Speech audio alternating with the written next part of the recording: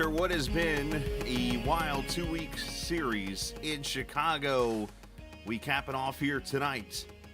Downtown, on the streets, the Chicago Street Circuit. It is race number 7 of this Downrange Transport Premier Series from GLSR, the Great Lakes Sim Racing Series, as we get you ready from the Windy City for the Grand Prix tonight, which isn't going to have laps. We're going to have minutes that we keep track of as we see the fountain there in Chicago. I was kind of joking with the league today earlier about that fountain. Of course, we know it from the Married with Children intro, and some of them don't remember the show, which was interesting.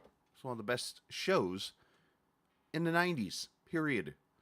And, yeah, that famous fountain there. But you see this course is 12-turn circuit, going to be race number 7 of tonight's race. Now, I'm going to put this out there. There was a little mistake made in the session. So they're actually in the middle of transitioning over to another session right now. So as we talk and say hello to each other, I am going to put the race logo up on the screen like this. And I am going to transition myself over to said session as we get ready to go right now. They're going to have 10 more minutes of practice over there just to get the track as rubbered up as possible like they did there in practice. And then they'll qualify and get the green flag here momentarily for the Chicago Grand Prix. And what a season it's been so far here. As I'm watching making sure my stream doesn't have issues. Monday night we had a stream going on, and I noticed that we had some issues with Restream had a little hiccup or whatever happened, but notice that everything's come back to full strength here, so that's definitely good news. So, leave it to my phone to ring as we begin the session pretty much here. So, yeah, working on getting back in right now. 6 races in, 6 different winners on the season here so far. And the question is tonight, can we make it 7? I think this is going to be the wild card right here that will tell basically who will make the playoffs and who potentially will be on the outside looking in and who can even maybe sneak their way in after tonight's race. So currently loading in as we speak right now. Let's see if I can get the schedule up. Yeah, schedule up on the screen right now as we enter tonight here, Chicago Street Circuit. Next Wednesday night we're off before we go to Indianapolis for the 8th race of the season at the Brickyard there, Rockingham and Michigan to finish it out as we go into December. And then, of course, there's the All-Star race and then the 4 races in January that make the playoffs. So a lot of good stuff ready to go here in Season 2 as we continue on the Captain Esports Network. Should be a lot of fun here in the next few weeks. Of course, with the holidays coming up, we'll skip over the Thanksgiving week and Christmas week and New Year's week and all that good stuff. But needless to say, the season has been 6 weeks of wildness, 6 weeks of different winners, and tonight we look to make it 7 for 7 when it's all said and done. Here are your points as of right now. You see the blue checkered flags. Those are the winners so far in season, after 6 races, I should say. You see Lucas Gortman, Alex Bryson, Peyton Johnson, Jason Dalton, Diego Sainz, and Sean Peachin are your 12 drivers in. However, the more winners we get, each one falls out after that. So, still plenty of time to make your way in. Now, Sean Peachin, you might think, is the favorite tonight, or one of the favorites, after his road win at Road America last season. But as they say in racing, that's why we run the race. That's why you play the game, is because you just never know what is going to happen after 75 minutes of racing here tonight in Chicago. So I'm going to mute my mic real quick, just get everything set up here, and come right back.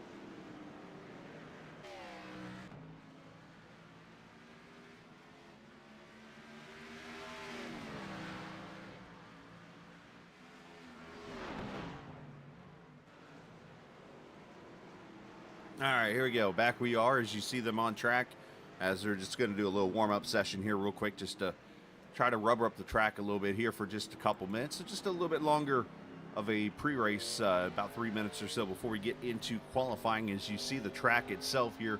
As a matter of fact, let's ride with Lucas Gortman here, and I'll try to talk you through this track. Obviously, I've run a couple of laps on it in an open wheel car, but never in a cup car. So let's see. We're going into the turn 11 section here as they go over the bridge just off of Michigan into the final corner, which is turn 12, which takes you back here to the front straightaway.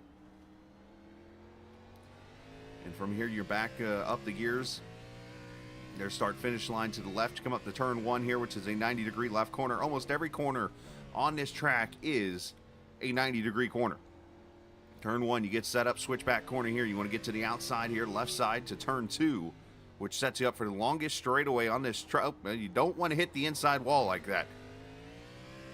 But it gets you set up for the straightaway here. Has a little kink in it. Can be very bumpy as you're on the Lakeshore Drive there. Over to turn 4, a series of right-handers here. Turn 4, downhill. You want to get back down to 5th gear, and then what you could pretty much call the back straightaway. This is going right back towards the front stretch. And this is the, you want to call this the Noah Gragson corner if you want to. This is where you hit the wall about 10 times in the race back in the summertime. Through turn 6, over the bridge here, over to Michigan Avenue, which is turn 7. And this is where it gets kind of tight because you go over a fountain here, or near a fountain over here near the, I forget what this building's called here to the left, but you take a right and then you kind of loop around that statue there, a couple statues. And in the narrowest part of the track, all of that much space.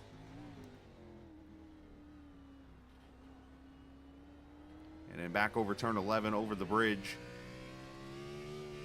And to turn 12. So there's a lap right there for you. Gortman did a pretty good job. He did scrape the wall there in turn 2, which I think you're going to see a lot of cars do here tonight, is hit that inside wall. And that is something you're not going to want to do because it will hurt your car. As you see everybody scattering, trying to get out here on the track and get a couple laps in. You're going to see your comers and goers in this race. You're going to see cars run fast. You're going to see cars run slow. We're going to see wrecks. There are full course cautions deemed tonight by the officials in the race if they see a track blocker like the wreck with, who was it, Kevin Harvick, I think it was, back in the summer race. I know Harvick was in it and a couple others. If the track is deemed blocked, then obviously the caution will come out, and that will really throw a wrench into everything tonight because it's a 75-minute race. So you're not really running the laps, so you have a pretty good estimate. Most of these drivers I've talked to think it's going to go a certain amount of laps, between 50 to 55 or something like that. They know they can do about 30, maybe a little over 30 laps on fuel. So they have their strategy in mind of what they want to do. The problem is, again, a caution comes out or something like that, it turns everything upside down because now you're pacing at a certain speed and you go from there. So anything can happen.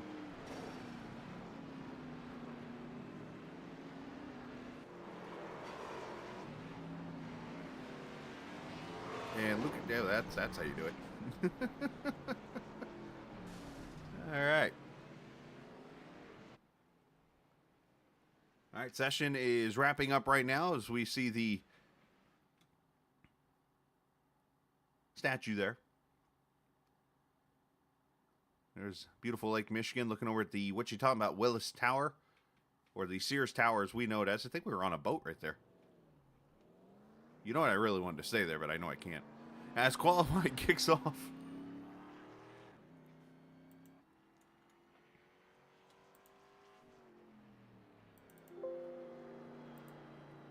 The old famous song, I'm on a boat, blank.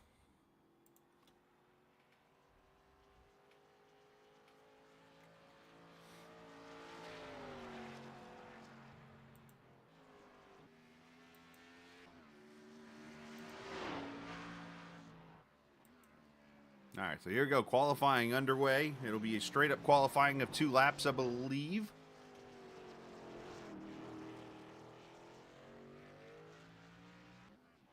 And we'll see who can get the pole for the first ever street race in Chicago. This is not the first street race in this series. Of course, If you paid attention to the early days, as there goes the 49 into the turn 6 barrier, you remember that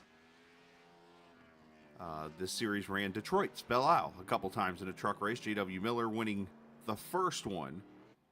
And I'm drawing a blank on the second one for some reason. Is it Fontaine, maybe?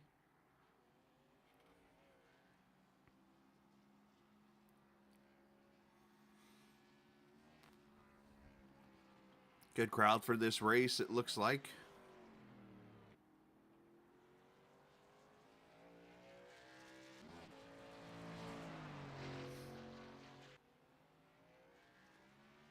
All right, here we go. First one that's going to start their lap. They go to turn 1. Here's Gortman as we watch him. Let's actually... Peyton Johnson. Let's follow him. Peyton across the line. Who's the first one to go across the line here? That's who I want to get to.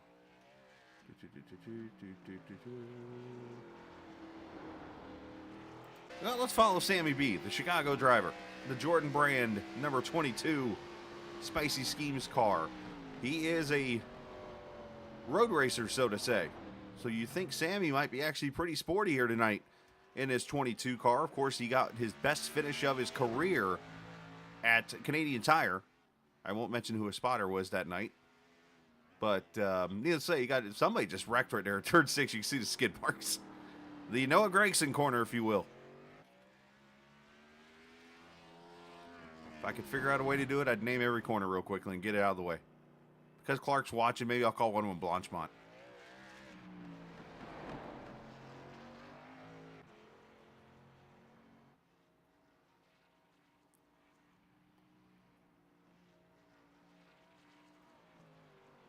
On Michigan Avenue over here to turn 11 up to turn 12.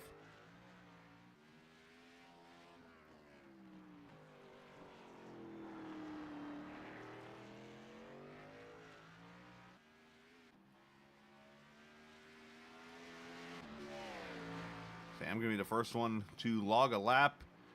It's funny, Sam Fontaine finishes his lap at the same time Barnes does and goes to the pole with a 1:30.97.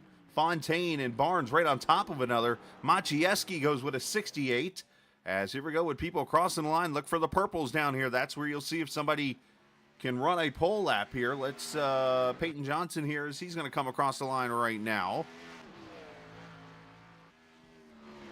Peyton 1:33.37. He's going to wish he did a little better on that one. How about Lucas Gortman? Or Kermit Gortman, as I like to call him now.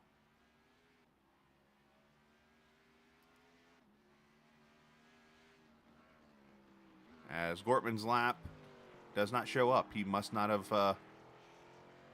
he must have hit something. I see purple on Miles. Ric Flair drip. Look out now. The winner at the Chicagoland Speedway last week. Oh, did he kiss the wall there? That might have did him in.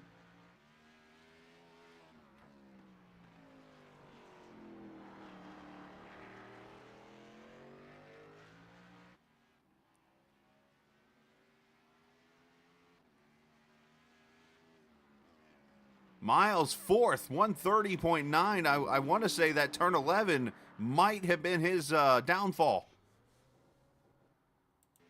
Dean Machine crossing the line, and Dean is, well, could have done a little worse.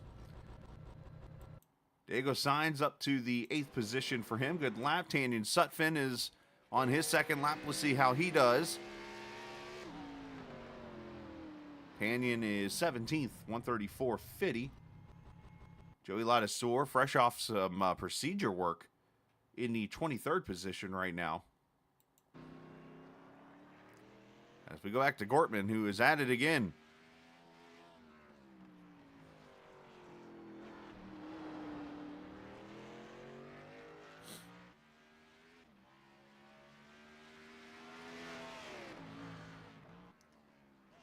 And Gortman goes to 14th, 1:32.5. So Maciejewski right now on the pole. Fontaine, Barnes, Miles, Peachin, Alfin, a lot of good road racers right up there in the top 6 or 7. You see Luke Daniels there. He's got some road racing experience.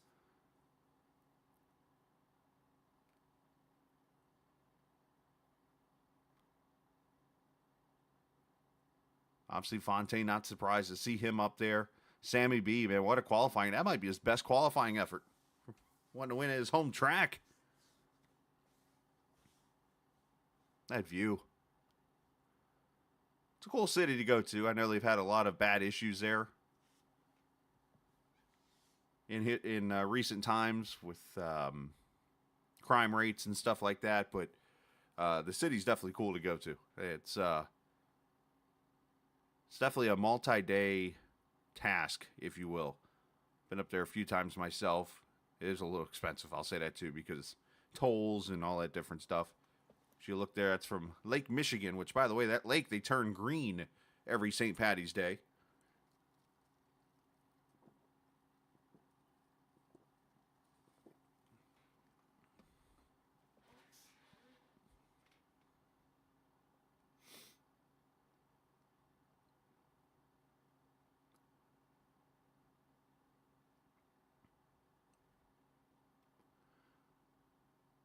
There's the old lake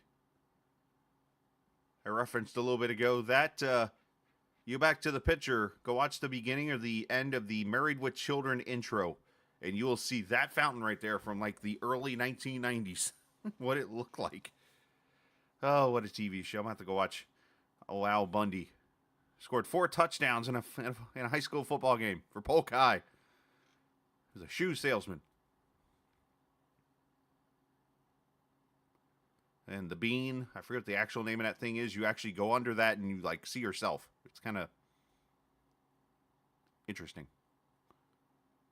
What else you get from here? You got, where's the fountain? Soldier Field out in the background, home of the Bears. See what else. There's, of course, the section there right there by the, I cannot remember what that building is right there to the right. Willis Tower right there, tallest building. It used to be the tallest building in the world.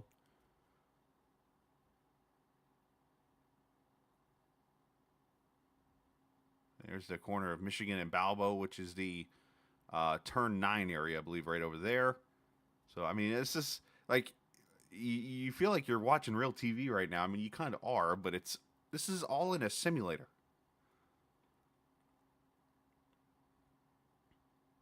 I mean, this, by the way, credit to TrackCams22.com. Itzvan, who I got into the race a little bit ago, and I loaded up the cameras, and I was cool, and I was like, you know what? I remembered reading about an update. So I went and looked at his website, and which, by the way, you can at TrackCams22.com, and by God, there was an updated camera set for the road. Went in there, and I have no problem doing it. Purchased the cameras, brought them in, and you have literally a set that was done last month, sitting here on the screen right now. Done by Itzvan, by the way, TrackCams22.com, TrackCams for Gourmet, celebrating over 10 years now of camera work on iRacing. So these type of cameras have been around for decades, and all the big-time broadcasters use these cameras. And there's cameras on there for fan view, by the way. If I was checking out a couple of the cameras that he offers. If you were to like want to see a road marshal view of like what it looks like, say at Sebring in turn 4 or something like that, for example, he actually has cameras set up where you can sit right there and watch. If you have virtual reality, if you like to use VR, he's got cameras set up for VR and so much more. So you can go check it out at TrackCams22.com. All right, time to set the grid for the first time ever at the Chicago Street Circuit. As we see the starting lineup here. And of course, my edit did not work. I tried a trick and it didn't work, so give me a second. Unfortunately, I can only do this when the grid shows. So give me a second and I will fix said issue. There we go. Starting lineup for the race. Bluey is on the pole tonight. 130.686 second lap alongside Sam Fontaine. Sammy B starting third alongside with Stephen Miles. Sean Peachin and Brandon Alphin. If your name starts with an S or a B, you have the first 6 positions in the race tonight. Luke Daniels and Diego Sainz in row 4. Cam Ingram, Alex Cummings in row 5. That's not the pole sitter. Oh, well, he tried.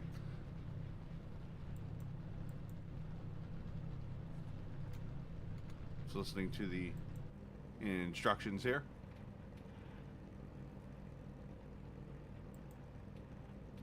Jacob Thornton, Lucas Cortman, row 7. Josh Gagnon and Jason Dalton in row number 8. Peyton Johnson, Joey Ladasur, back from a little back procedure. Hopefully he's doing well, starting 18th. Tanya Sutphin, Devin Ramsey, row number 9, or row 10. Nadine Machine and Lucas Strayer in row 11. Lucas's goal tonight was, quote unquote, to make it to turn 1. He actually said his quote was, "I want to see turn 1." And I told him all you had to do is grid. You could see turn 1. So he's already making progress here. Tyler Pluff and Cedric Ingram, row 12. Row 13, Shane Matthews, Andrew Wyatt, Brian Sutphin, Tyler Brewer, Lucas Simonson, and Jason Stewart will be the 30 starters in the race tonight. And I see Dean and Brewer are actually going to start over on pit road. You see them over there? That is a purpose-done strategy because, well, I could speak the truth of what they're really thinking, but they're trying to be smart. As cars roll off behind the Porsche pace car. So I want to share some news. If you're a racing fan, if you're someone who is an historic racing fan, you know the name Ken Squire. Of course, Ken Squire is, some could say, the father of NASCAR broadcasting. He, of course, was on MRN radio when it first started back in the mid-1970s. And, of course, the 1979 Daytona 500, the famous Cale and Allison fight. There's a fight. They know they've lost. That whole thing. That was the voice of Ken Squire. And, of course, he was on all the way till 2000s, and a couple times he did the NBC Darlington deal with Ned Jarrett. And, of course, he had that term at the end, the Jones boy. Well, Ken, unfortunately, is resting at home and not doing too well. And I did something Monday night. I tried to just kind of do some of the acronyms and terms that he would use, like Calamity Corner and so many different things. It's only fitting that I do what I can to pay tribute to the man that, who knows if NASCAR broadcasting would be where it's at today if it wasn't for him putting on the Daytona 500 in front of us, the eastern coast of the United States that was blizzard at the moment of that race, only there to be a fight and Richard Petty winning and so on and so forth. So to Ken Squire, I say thank you, and we appreciate all of that he has contributed to this sport. So I'm going to try to do this start as Ken Squire would, and I'm seeing a whole lot of, like, I don't know if that's people stopping or actual accidents happening as they come up here through the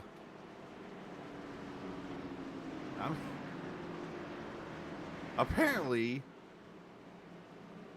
Cedric Ingram is having a rough time getting around this track.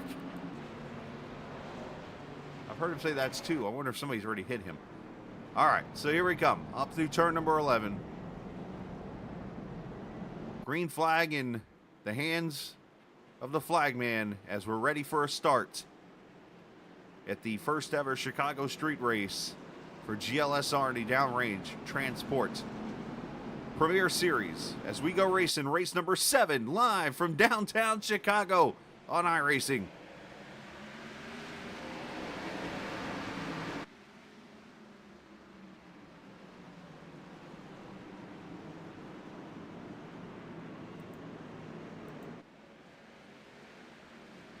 Everybody makes it through turn 1.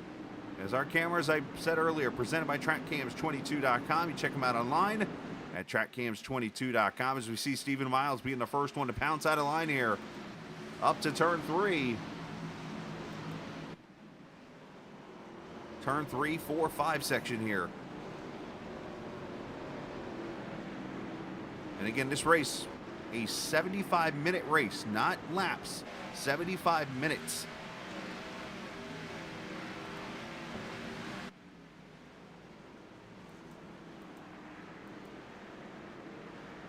You see the cars that started on pit road over in the turn 3-4 section right now. So they're already about a quarter of a lap down as Maciejewski gets to start on Fontaine up Michigan Avenue.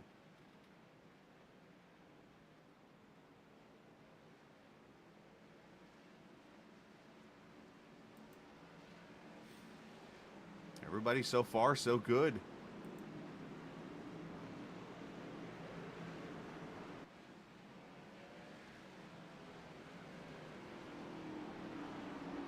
And through the turn 12 section. As Bluey leads lap 1. Machieski.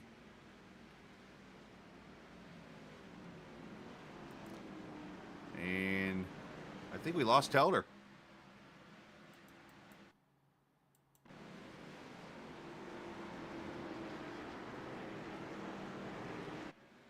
Trouble for Jason Stewart. He's blown a motor and some issues here. And more issues over here. Turn 1. Alex Cummings. I see the 88 back there in the corner. Brian Sutphin looks like involved. Lucas Simonson. Brian's gone to pit road. And caution is coming out.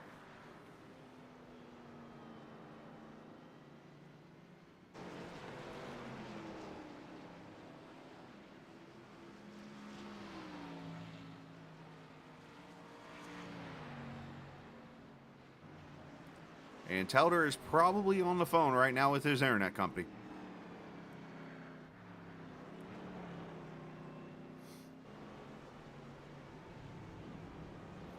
Let's see where all this started. I saw Jason Stewart with some issues.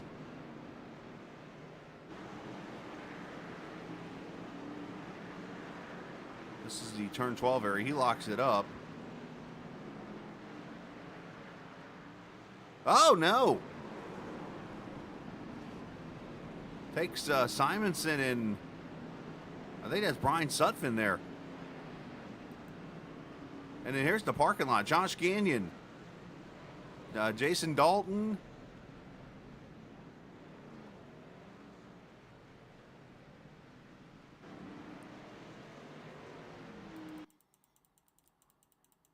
So we had 2 wrecks here, end up bringing out the caution, it looks like. The 11 of Thornton involved in this one. Good news for Telder. If he can, and Cummings just got in deep and then locks it up right in front of Thornton, who just pushes him around. Gagnon stops, and then there's a Dalton into the back. There goes the 49, goes spinning around over here in turn 1.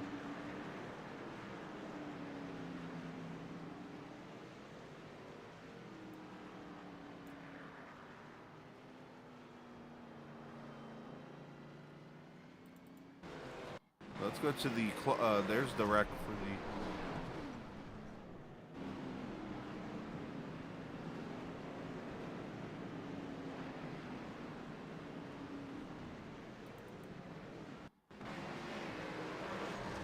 There's the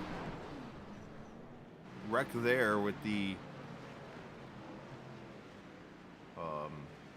18 of Stewart.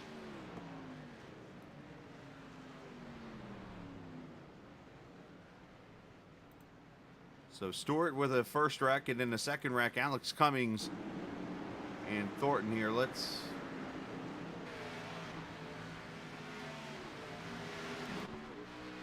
On board with Thornton here as we go to turn 1. And Gagnon does a fairly good job of stopping. Here comes Dalton, whammo.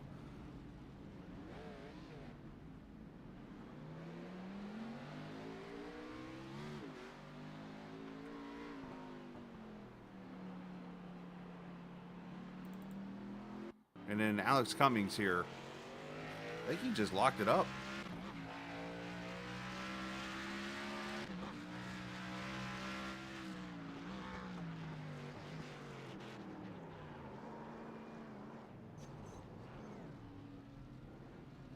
Nice job by Bryson, these guys to miss.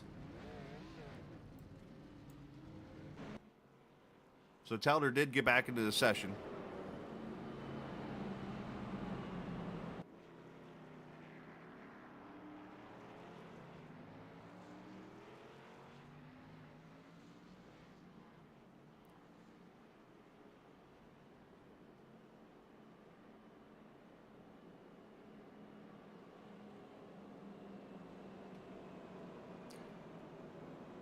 So Dalton and Cummings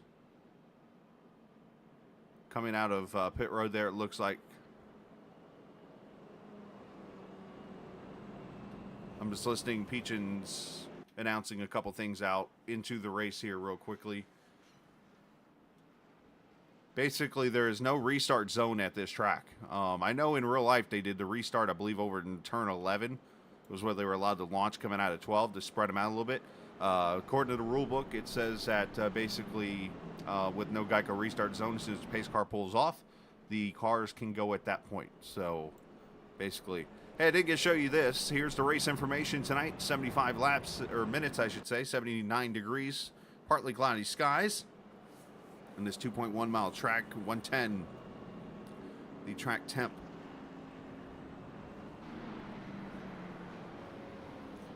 Sean saying this is the first time he's ever seen a road course accident throw a caution on its own because apparently nobody threw the yellow. Apparently he has not been at Watkins Glen a couple times where I've seen a full course yellow thrown over in turn 9's area, coming out of the boot in an open wheel race a couple times.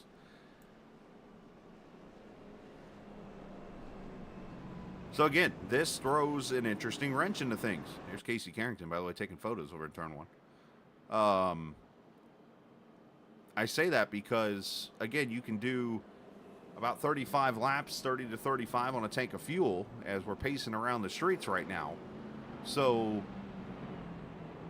you know, it's going to stretch it out a little bit. And if we have yellow fever at this track, dare I say somebody tries to go the whole way on fuel?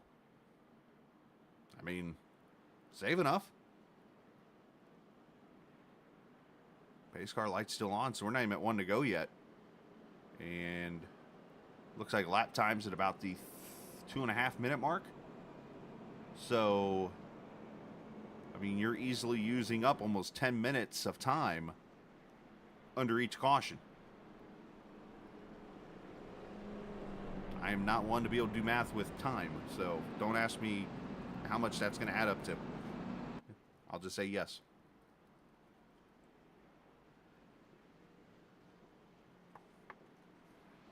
All right, pace car lights are going to go off here. We'll go green this time.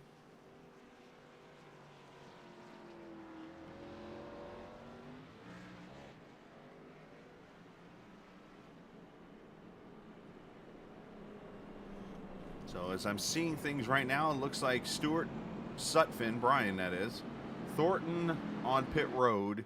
The rest of the cars are back on track. You have Matt Telder is a lap and 3/4 down right now. So he should be only a lap down when we get back to green. The problem is he's got to catch the field. And then you have the same for Lucas Simonson, who is a lap down. You see Telder's up here at turn 6. Simonson catching the back of the field right now. So that's where everybody's at.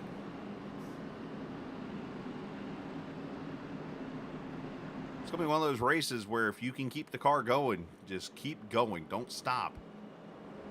And don't park it because you're going to gain positions.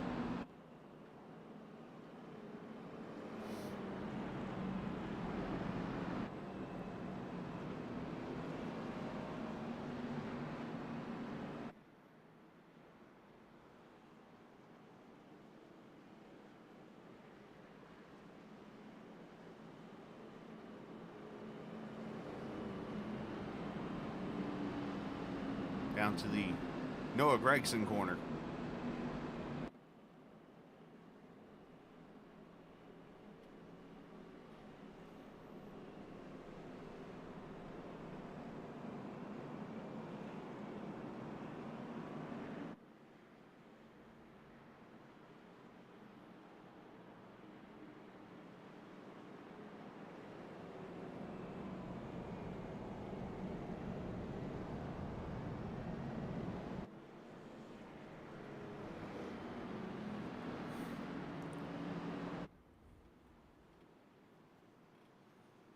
I'm hearing some interesting chatter right now. They're talking about who's slower and who's faster. You got people in the back there telling people to pass each other, but they're like, well, I don't even know if I have enough RPM to get around you.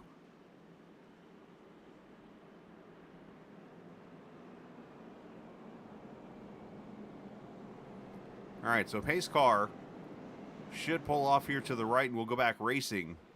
If I remember correctly, it was about right here where the restart zone was, I think, for the race.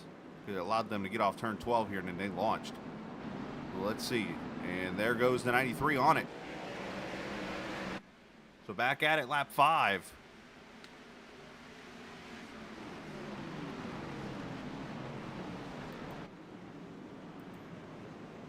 Oh, contact there with Cam and Lucas. Everybody's okay there, or Luke, I should say. Oh, some contact back here with Cedric and Gagnon.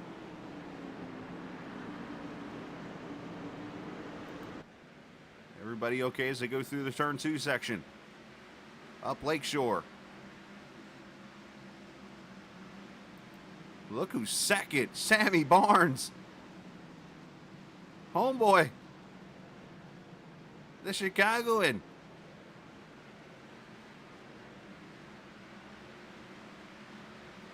Hey, if anybody knows these streets, right?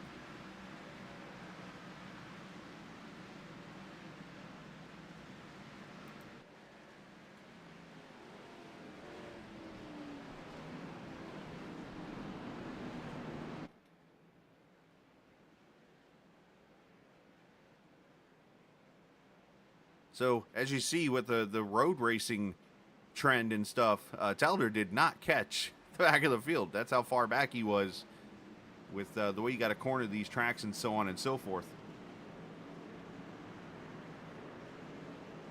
Field's pretty spread out. Everybody more than a half second back around each other. So giving each other plenty of space here into these corners. Peyton Johnson there, Lucas Cortman.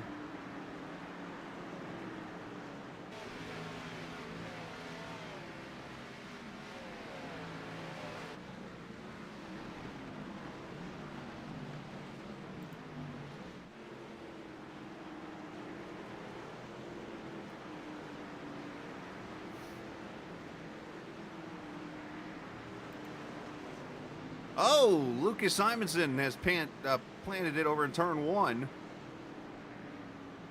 Knocked the nose off that car as there you see Alex Cummings losing a spot to the Daytona winner. Cedric Ingram's got his nose pushed in the air a little bit there. Not sure what happened.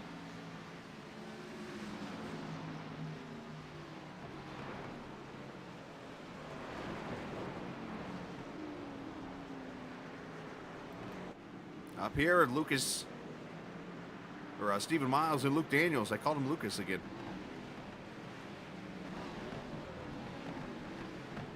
Diego Sainz right there with him in a 44 car.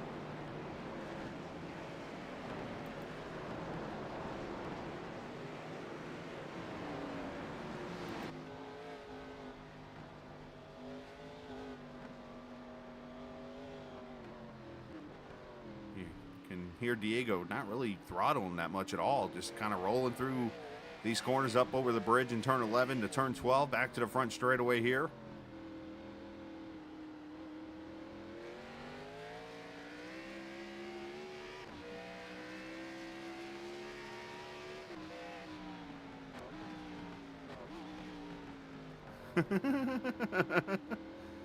I'm sure plenty of people would have rather you drive the car case than somebody else. Or than themselves.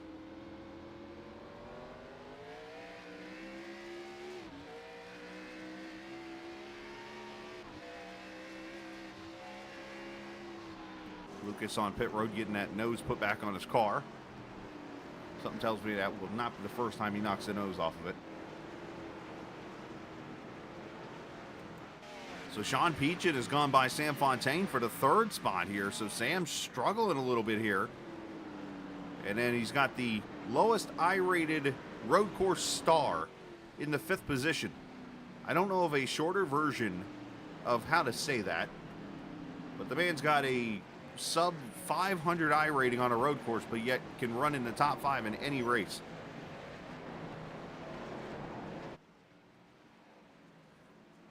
And that being Brandon Alphin.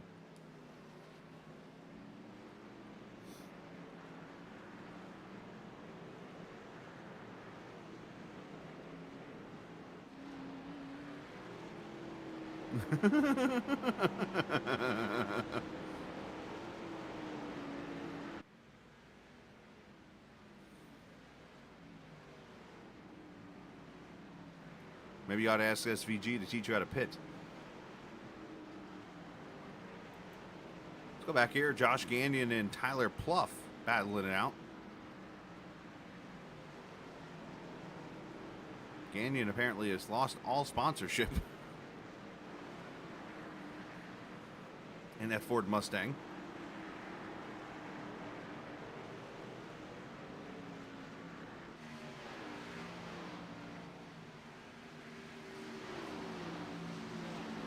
Ah, that's fair.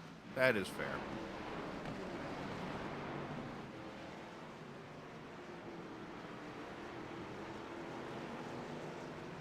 Oh, Josh getting a little free there as you watch Pluff, who's had a couple of good runs here these last couple of weeks.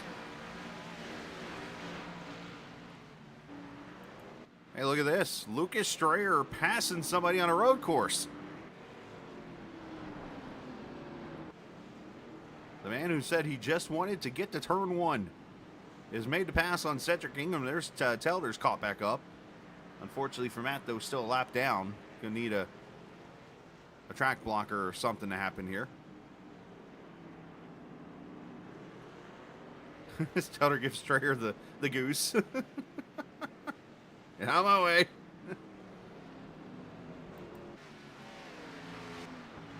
As battle here, these three still going at it. Luke Daniels going by miles, and now here comes Diego, turn 1.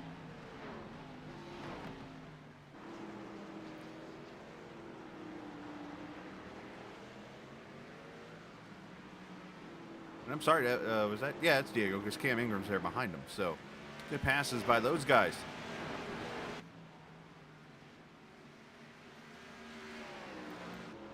Oh, Brandon having blinking issues. What happened to Brandon? From the lead, Maciejewski's blinked out. And look who leads this race. Sammy B.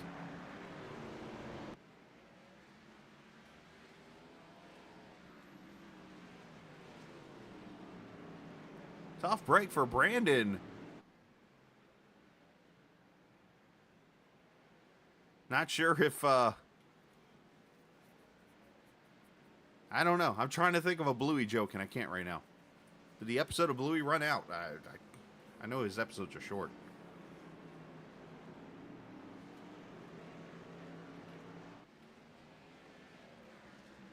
So Peachin putting the pressure on Sam Barnes. Last time we were on a road course, it was that Pizza Hut car going to Victory Lane. Now, it would be fitting that a Pizza Hut car would go to Victory Lane in Chicago.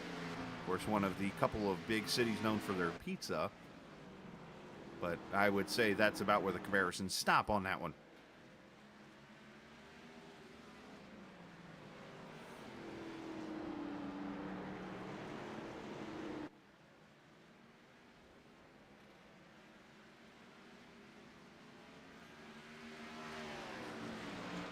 Not only is Sam leading, but look at this. He stretched it a little bit on Sean.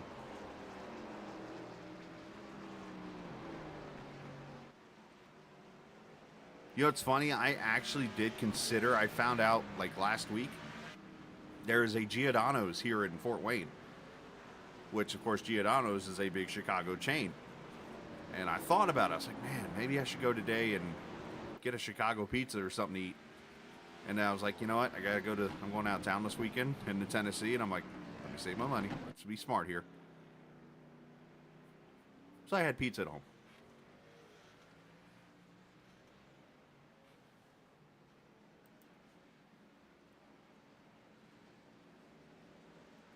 So Fontaine and Alphen now third and fourth.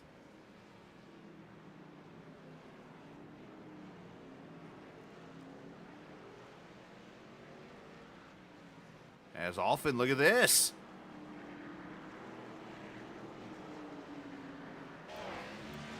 Oh, they made contact at Fontana. They got the wall a little bit there.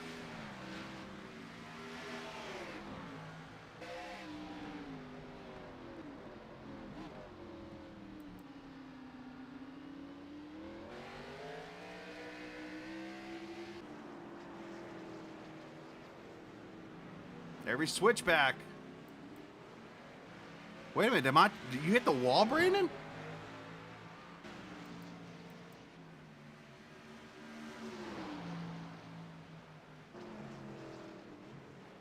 And there goes Alfin's going to clear Fontaine.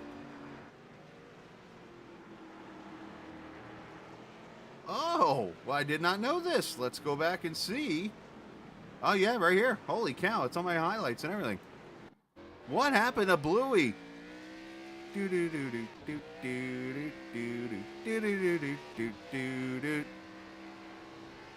right, I did a little early. It's okay. Wally!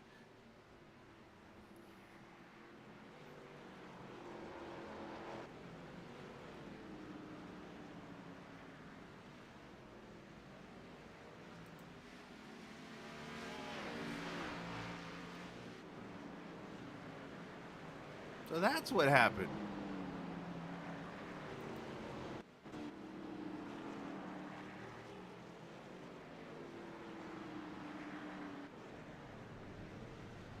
Yeah, tires are probably wearing.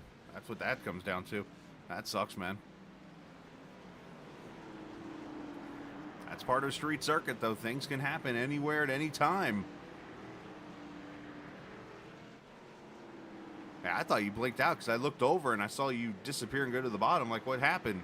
I didn't even see the fact that you actually wrecked.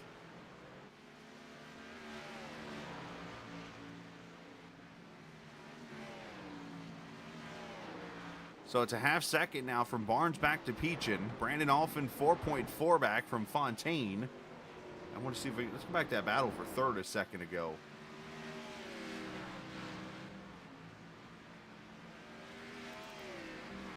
Because it looked like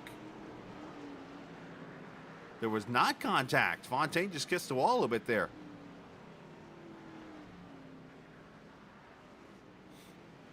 I mean, these guys fought at almost every corner. I mean, the thing about the street circuit, there's so many switchback corners.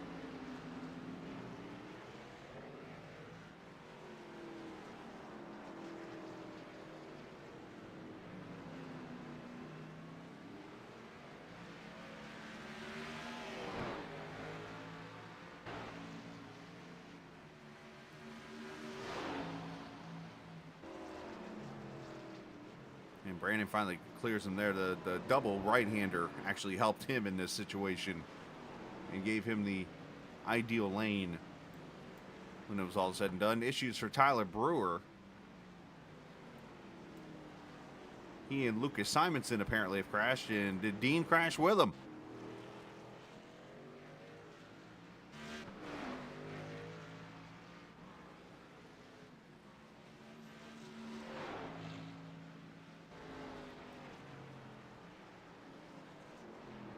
Oh, turn 4, Calamity Corner, it looks like here. And Tyler toes really quickly. It's like these people have a button live on the radio. And there's Lucas. And again, I mentioned no front end again. He kisses the outside wall there at, I think it's turn 11. And, and he said, screw it.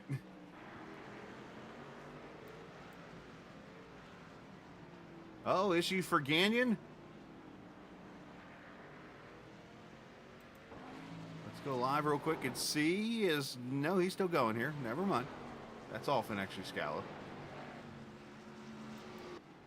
Well, look, there's Josh still going, 14th position.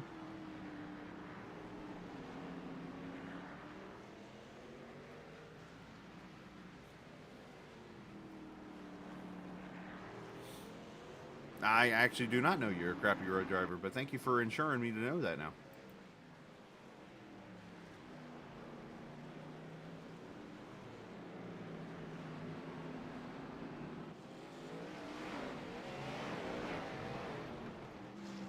So this is actually a battle for position here. 16th, 17th, 18th, 15th is in there too.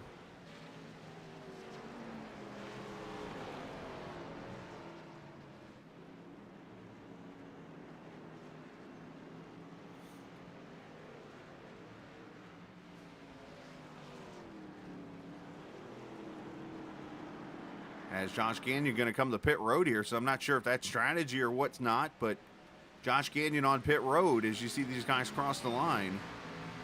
As I've noticed that Barnes is pulled away to a 2.3 second lead.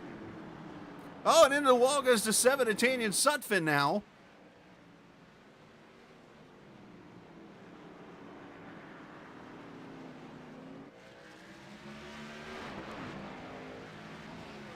Well, they're hitting the wall down the straightaways.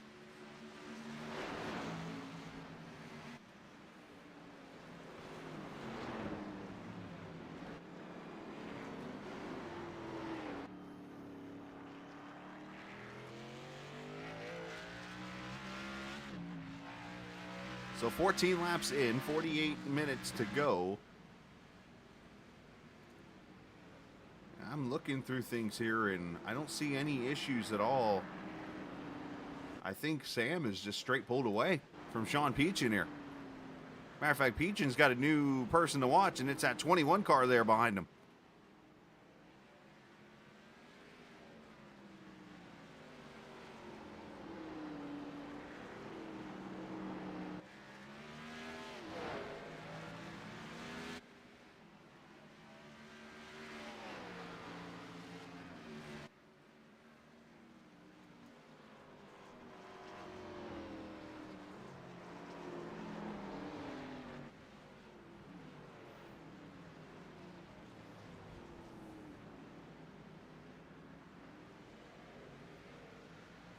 So let's go back here to the panel for a second. Alfin's been putting laps in here. I know last night, as Alex Cummings comes to pit road. Did Barnes just hit the wall over here? Barnes got in the wall. I think so did Peachin. I saw the smoke off Barnes' car as we were on board with Brandon.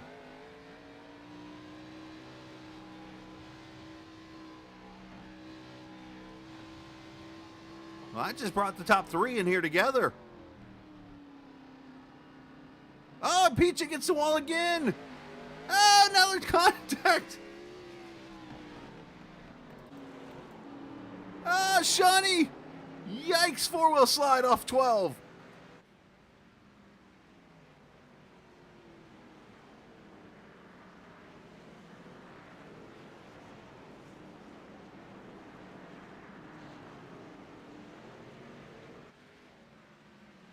All right, short track racing at a road course. Yeah.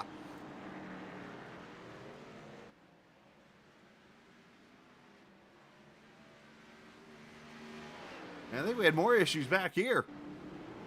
The law firm. We'll get back to the other contact here in a second. Oh, hold on back there, whoever that was.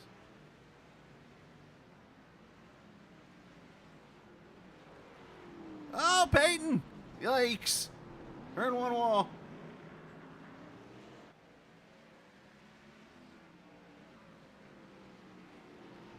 There's that, and I think Alex goes here in a turn. Everybody's having issues in turn 1. Look at that.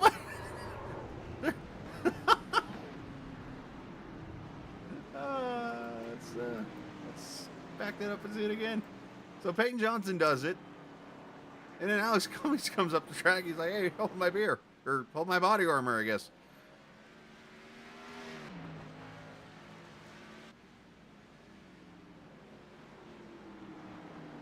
Yeah, that ain't happening. That car didn't even turn. Nor did this one. Nor did that one. I'm sorry I'm laughing. It's just funny. It's entertaining. And then Barnes, at the same time that happened, is this stuff back here. Yeah, he did get the wall. Bam! He hits the wall, and Peachin follows him. Is it raining in Chicago? And we don't know.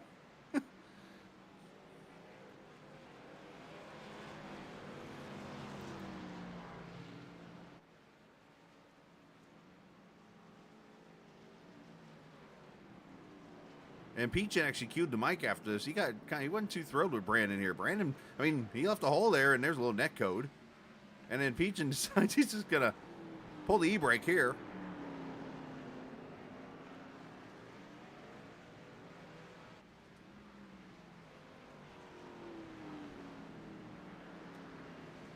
I mean, that all happened in a 1-lap period right there.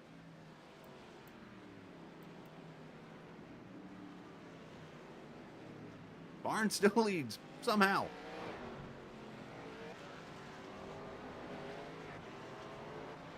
mean, this is something to ponder. I know, like, the least amount of time on pit road wins you the race normally in this case. But if you're this slick on track now with tires that are worn out, are you not coming to pit road to say, look, forget the time. I'm just going to pit every time I need to get tires and get them on the car and get the best finish I can? I mean, because you're seeing cars is literally out here. I mean, they're drifting.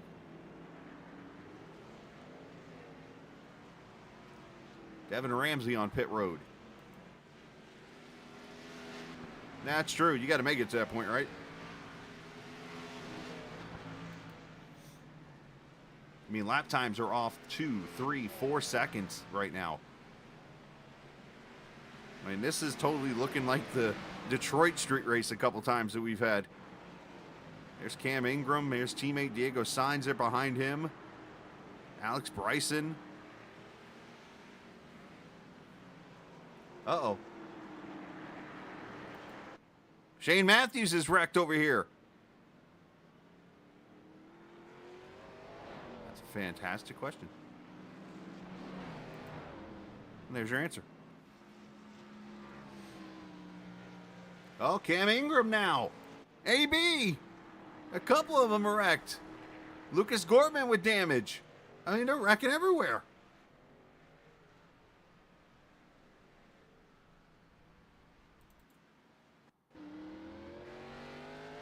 A demo derby has broken out in Chicago.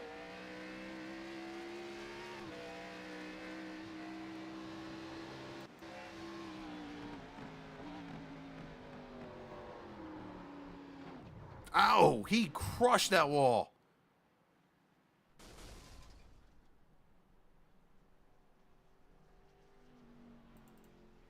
Let's watch that again.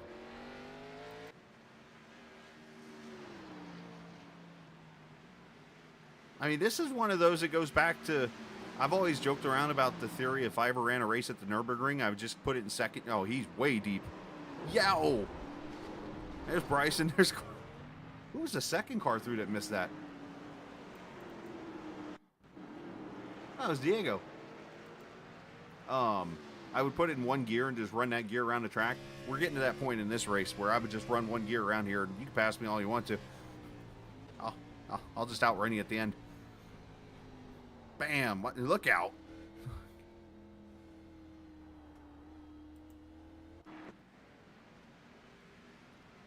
Let's check out pit road here and see how everybody's looking.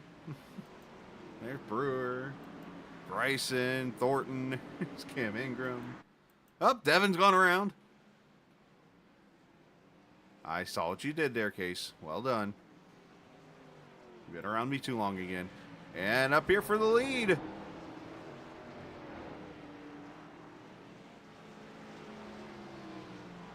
Now, this is an interesting theory I need to bring up here.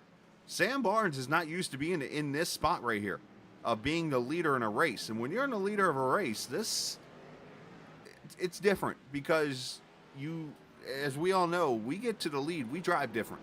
And when all of a sudden you got a car on your tail, it can be pressuring to you to make a mistake here. So if you're Sam, do you back off here and let Brandon go?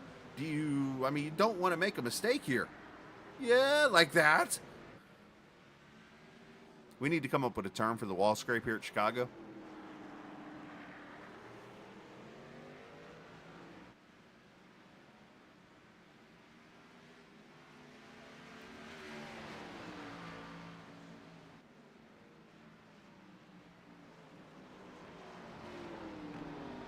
I'm just being honest.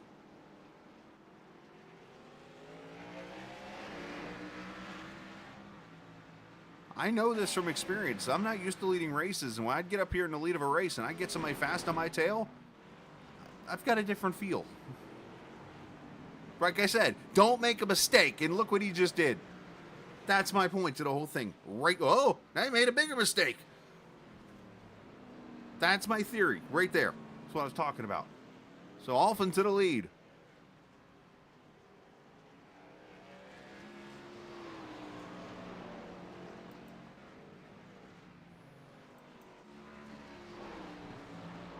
It's a totally different feel when you're out front. Oh, did Miles wreck?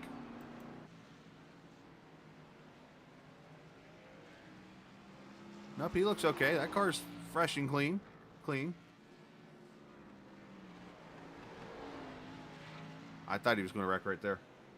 I mean, it's almost like at times you can see when a car's heading for the wall. Sean Peachin on pit road. Here we go with pit stops. Jason Dalton on pit road.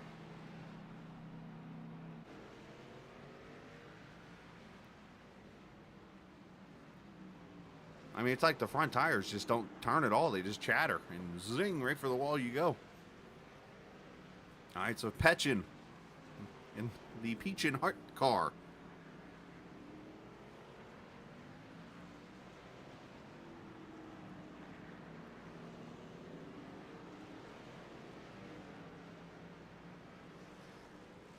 Four tires and fuel, and even rumors of bumpers being added to the side of these cars.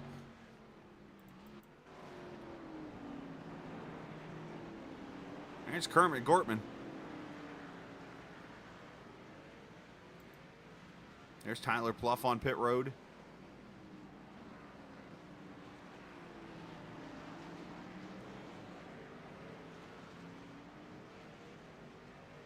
So I talk about pacing yourself, right? So I talk about pacing yourself out here because you got tires with that are just flat worn out and these kind of things. As Jason Dalton is towed now. I just saw him pop up on the screen. What happened to him? I'll show you this, and then I'll explain what I'm going with this next theory.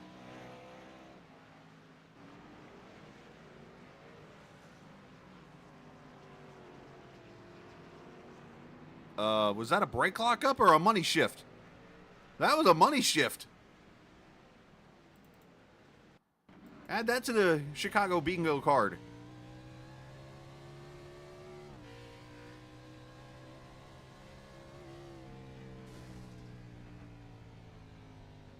No, never mind. It just blew up or something. Oh, no. One of the cars I was about to praise, Joey Ladasor, is wrecked. I was about to say how good Joey was doing. And Joey is wrecked over in turn one.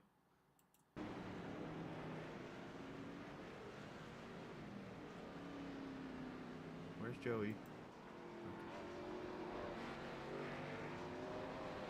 So I was starting to say, you've got these guys out here that are literally pacing, if you will. And these are the guys that are just sneaking up.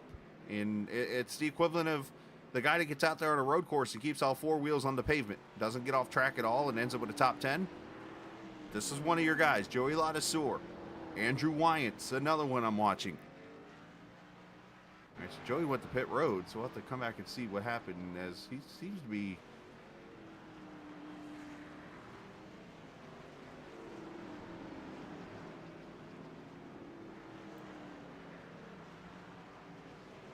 Okay, never mind. He came to pit road. I thought he had wrecked. I'm sorry. So I'm a little off there. Brandon Alphin on pit road.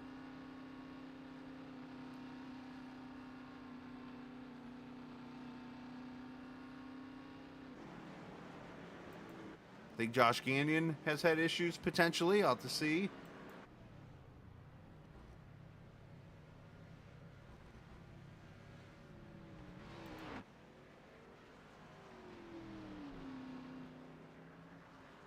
Stephen Miles on pit road, so Barnes does lead.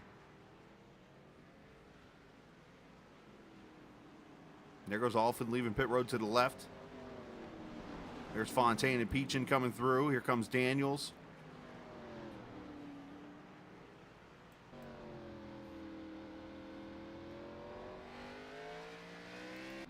So let's look at this 13 car, for example, here. Andrew Wyant, 10th position right now in this 13 car.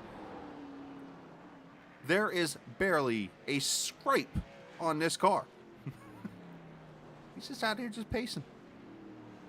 And the way the attrition rate is going here, I mean, this could be a top 5 finisher right here before this race ends.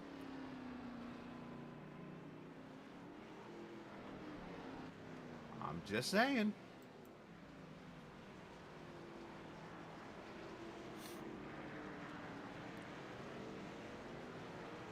Are you saying like I might jinx him or something? It's only a jinx if you believe in it. It's why it comes to pit road right now. So 33 minutes left. We're 23 laps in. Here comes Sammy B to pit road.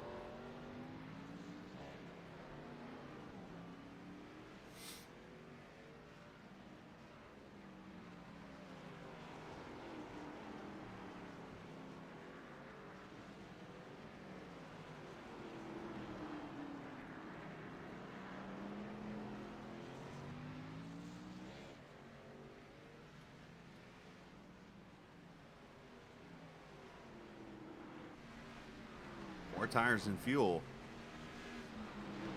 As he will pull away. He's going to lose some positions here with the lap times that the others are running to gain. He's going to lose at least 4 spots. But he's going to have fresher tires.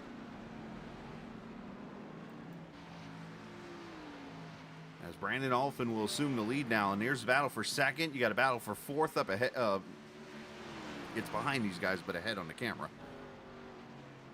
So they go down here to 3, 4, and 5 section.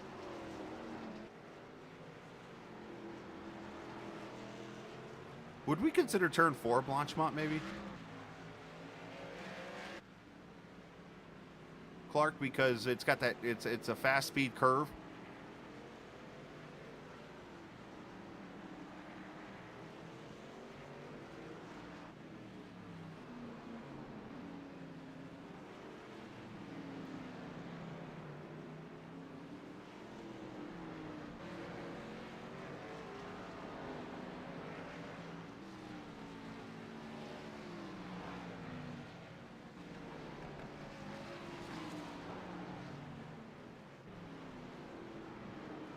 They're coming up on Cedric Ingram to put him a lap down.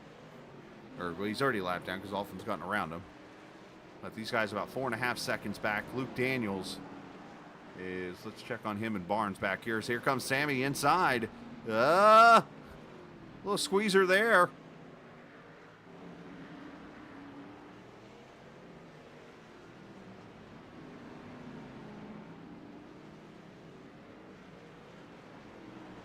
Crossover from Sammy. There's a road move for you as somebody's spun up ahead here.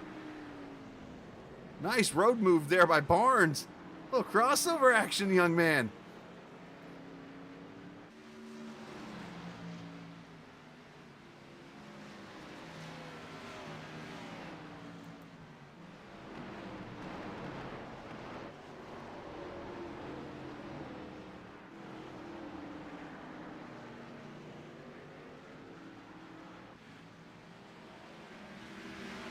Great job by these guys to get out of the way. I don't know, I'm starting to think Sam Van Barnsberger or something like that in this 22 car tonight.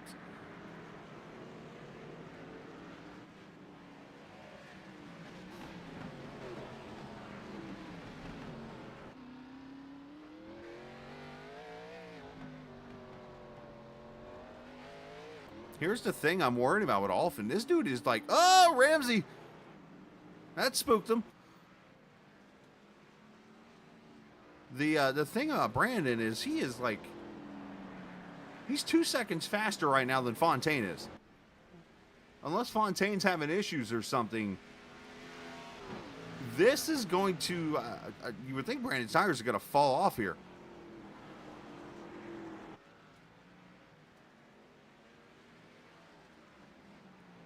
There's first, there's Ramsey, and then there's second and third.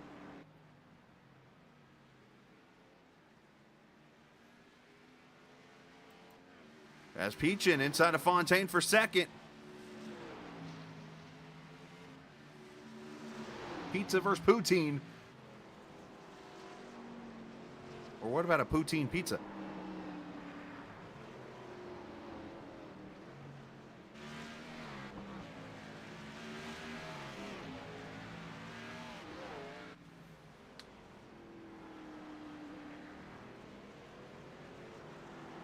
No, that's a fair comment.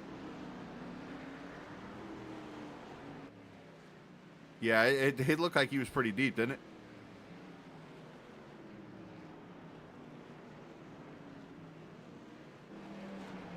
Back here, Miles and Sainz. Looks like Diego's catching Miles, and Diego's Miles is going to let him go, actually, here. They've been communicating with each other the last lap or so. Miles said he'd let him go.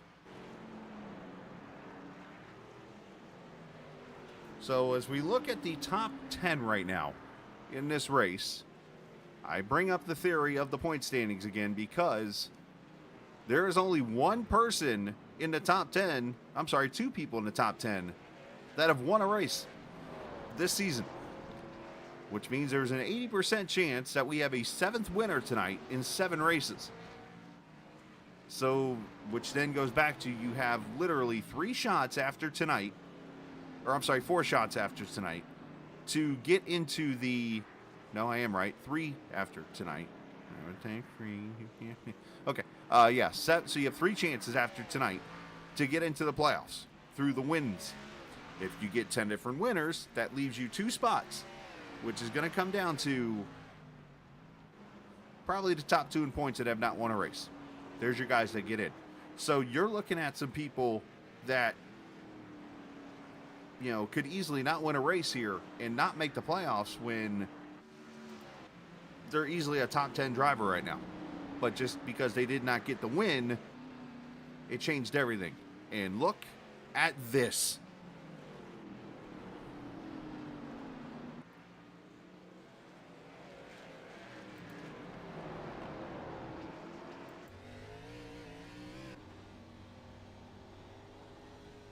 Ooh.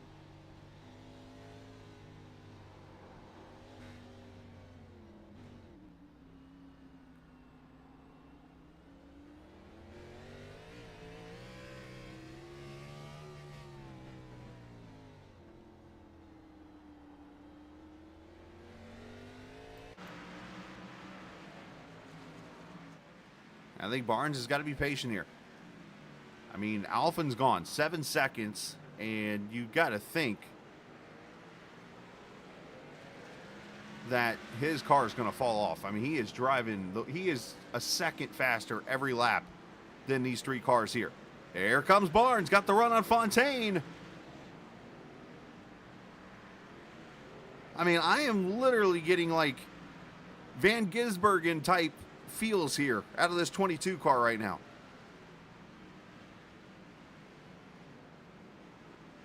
Oh, Fontaine, I thought he had the wall. I thought he was going to smoke it off that corner.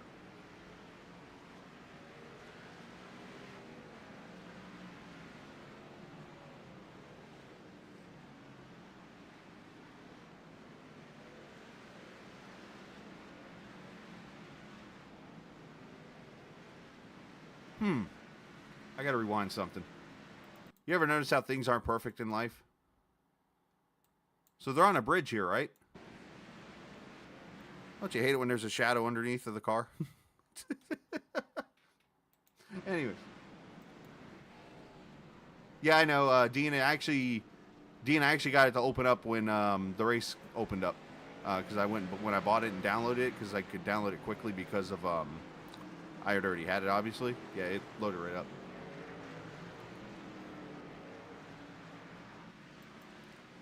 Looks like Josh Gagnon might have had some issues again, but he's still soldiering on there. 18th position for him.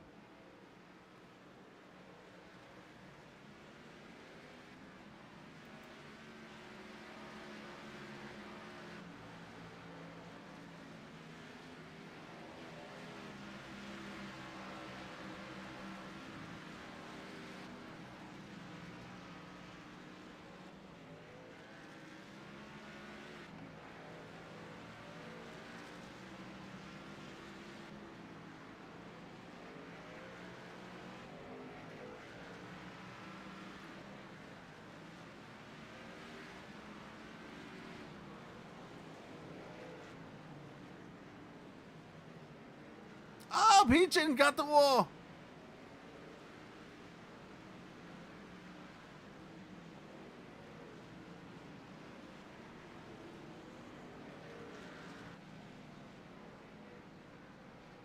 Barnes is putting all the pressure on Peachin.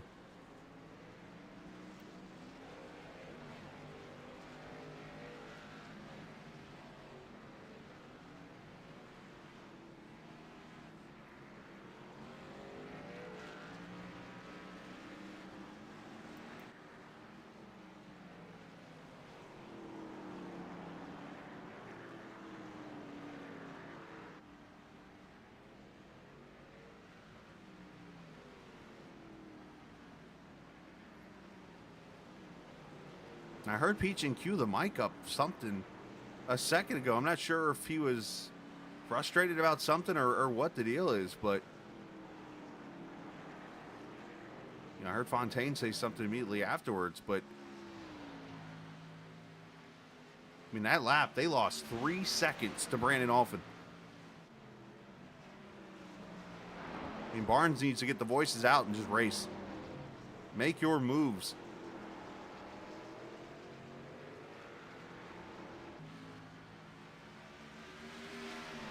He's going to do the old peekaboo here. Crossover coming.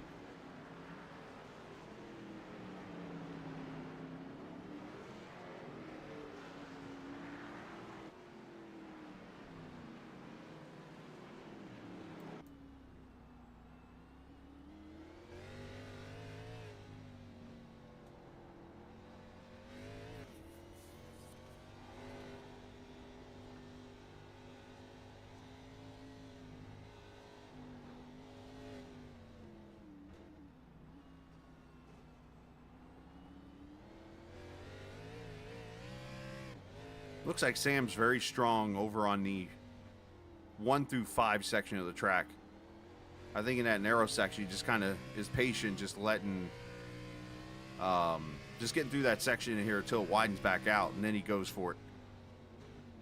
Let's watch here, turn 1. That car's going to smoke the wall. Watch out. Both of them missed. Good job. That's Peyton Johnson, by the way. It just wrecked up in front of them. Sam just sends it in there deep pretty good there.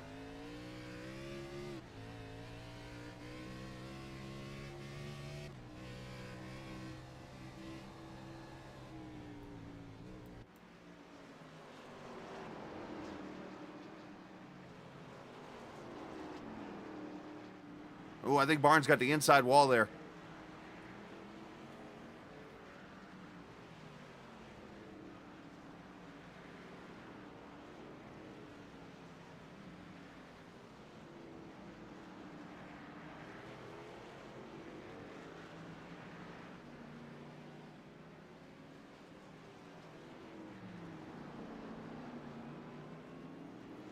Yeah, unfortunately, if Barnes can get clear of Peachin,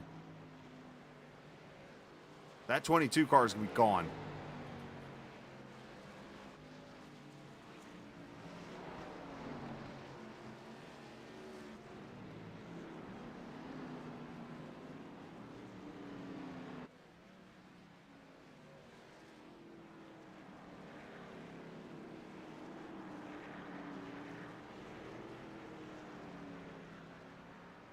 Gagnon lets him go by.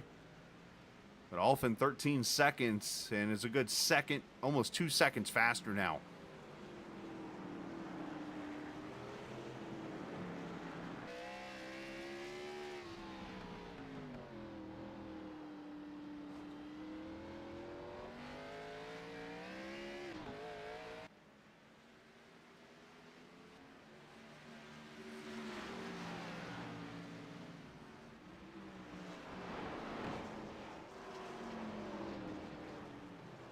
So this is one of those situations, I've been trying to think of this way, trying to think of the way to word this the last couple laps here. If you're Barnes, this is where Sam's really tall, so you could easily call him like the gentle giant, like he's the nicest guy in the world, doesn't want to make somebody mad, doesn't want to create drama, nicest guy in the world. Time to put all that aside, and he's going to have to go here if he's going to want it that bad here at his home track.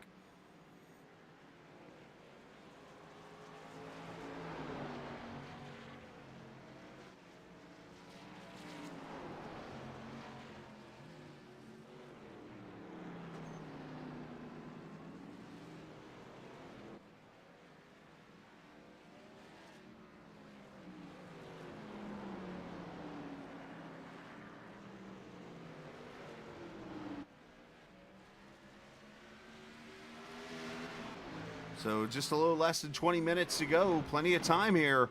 And believe it or not, both of the cars that time by were faster than Alphin. So is Alphin starting to fall off here? Let's see what happened to Peyton Johnson really quickly while we have a second. He's right in front of the leaders.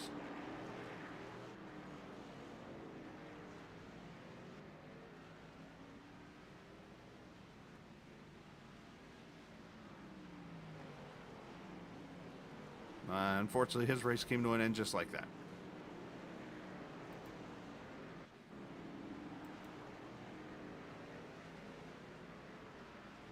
That lead is coming down now, guys.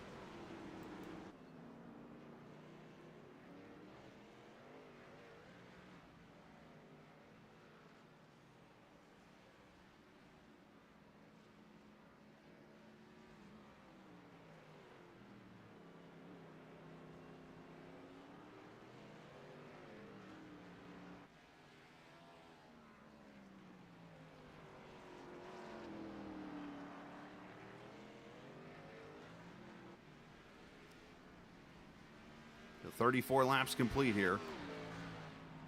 There's Brandon. Here's that battle. We continues on for second. I can share this with you right now. There's no other battles on the track right now. I mean, the closest other one's like 6/10 apart. That's one reason why I've kept it right here mostly.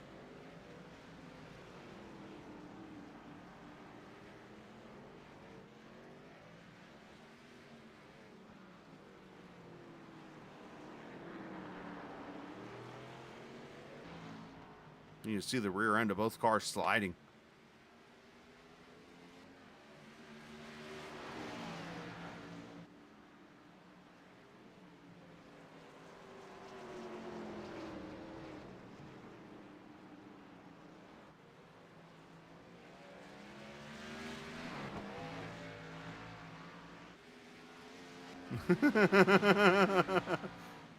Sorry, I am no, what's his name? I'm nowhere near him. The way that man calls a race,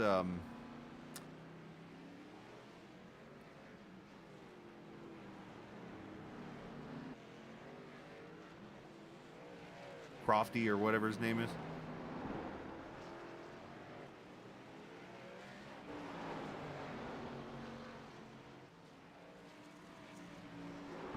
Yeah, so Sam must have burned his stuff up or something here, because unfortunately he's just not able to get back to Peachin. Now they've gotten away from Fontaine.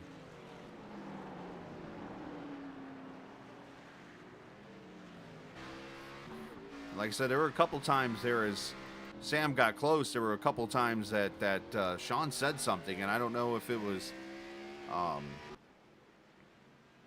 you know, of aggravation or what the deal is, but you wonder if that played a role in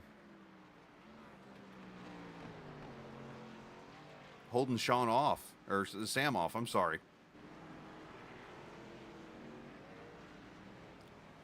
But every corner of these 12 turns can play a factor here and could easily be a mistake.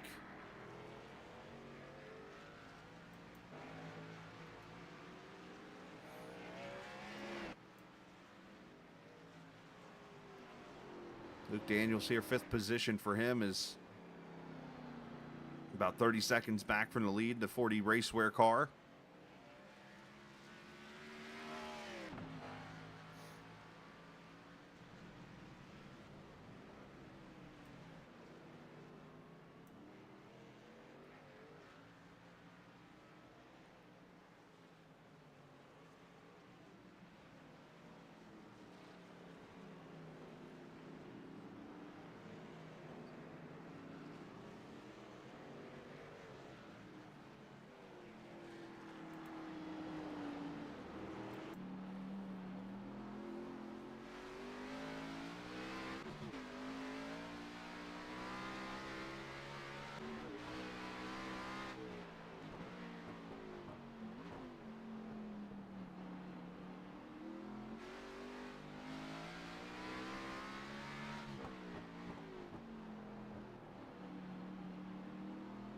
Track temp there at 119 degrees as Jacob Thornton has brought it to pit road.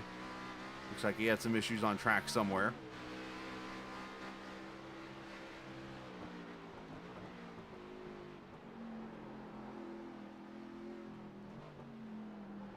Here comes Sam with a good run in, but obviously on entry you're going to lose it on exit, and that's where Peachin pulls back away here.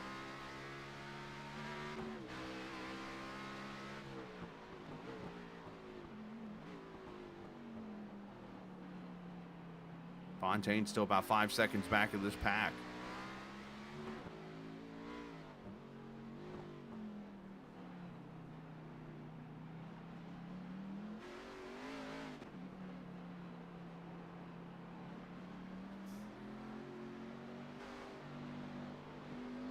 As Ladisor lets him go by. Now, I'm not sure exactly why the laps have changed over to...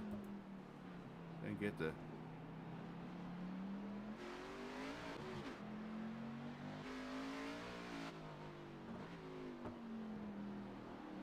As you see, I don't broadcast many timed races, so sometimes this throws me off. But I think what that number is going to do is adjust as time goes.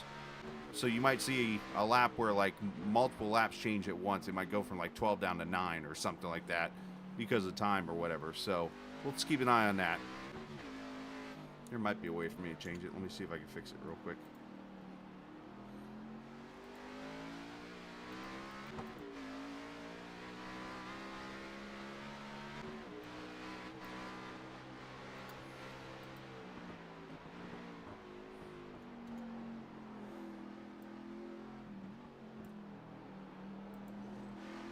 Yeah, that didn't work either.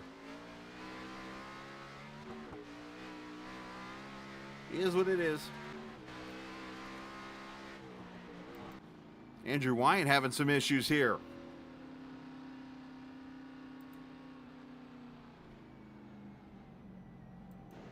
Yeah, I think that car's been in the wall or something. He is way off the pace.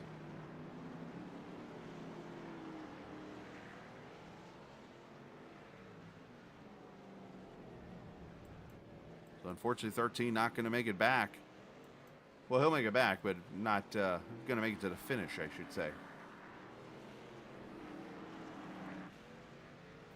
So Alphen going to cross the line here. Should be around 10 laps to go in this race. Still got about 14 seconds on Sean Peachin.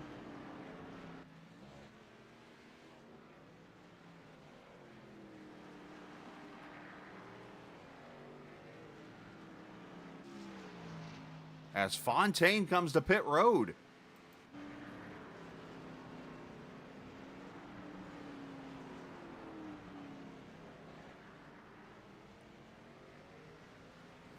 Fontaine, of course, has that win at Bristol, so maybe a strategy play here to see what he can get on fresh tires, maybe?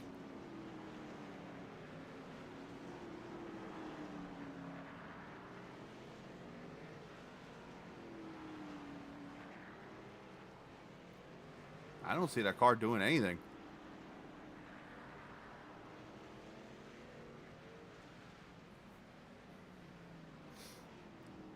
Yeah, Fontaine's got issues or something here. Did I miss something?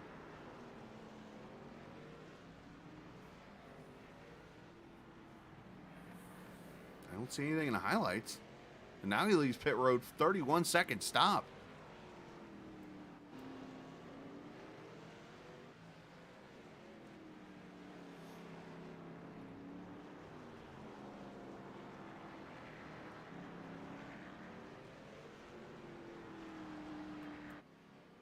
So Peachin has been able to get away from Barnes now. It's about a 2-second gap.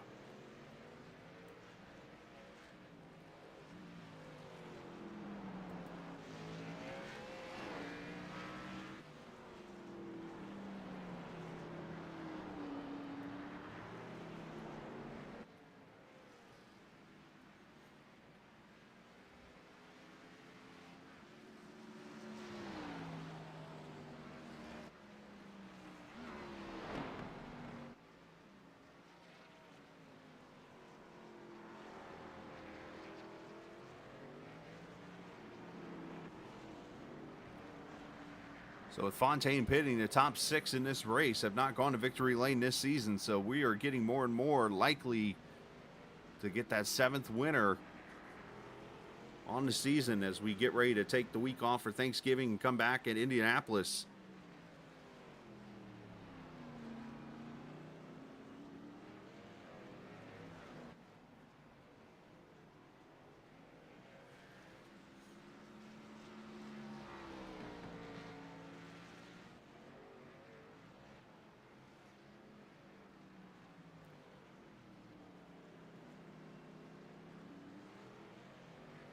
Show you where everybody's running here on the track. So there's Alphen way up ahead there. 16.5 seconds back now. There's Sean Peachin. He's got the 22 of Barnes trying to get to him. Trying to get back to him, I should say. As again, those guys 16, 17 seconds back, respectively.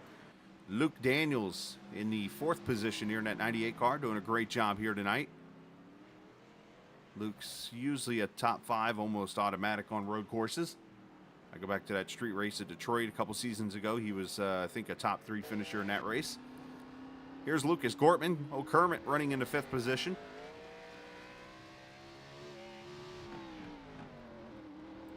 Diego Sainz having a great run. 6th position here for the 44 car. And then Fontaine, who just came off pit road. We'll have to keep track of his lap times here to see if there was something to that stop or whatnot.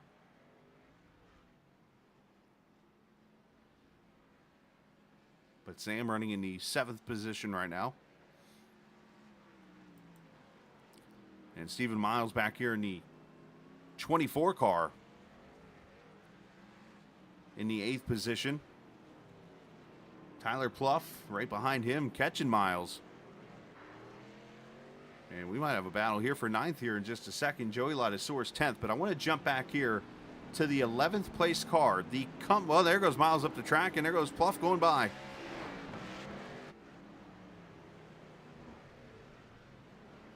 The drive of the night. Wait a minute, did Luke Daniels have issues? Yeah, he's got big problems. That car looks like it's driving to the left there a little bit there as he's grinding up against the wall.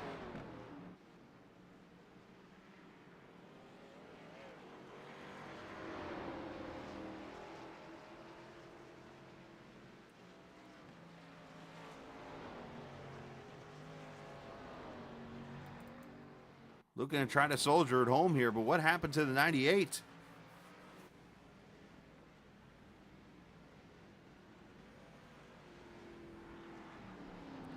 Turn 6. The Noah Gragson corner. Ouch. Luke's on pit road, so he must have had a meatball. So, as I was trying to say for the 5th time, the driver of the night is this guy right here. Telder, again. He has worked all the way from pretty much dead last, a lap down, and has passed all of these cars that have had issues and kept it out of the wall, and is in the 11th position right now.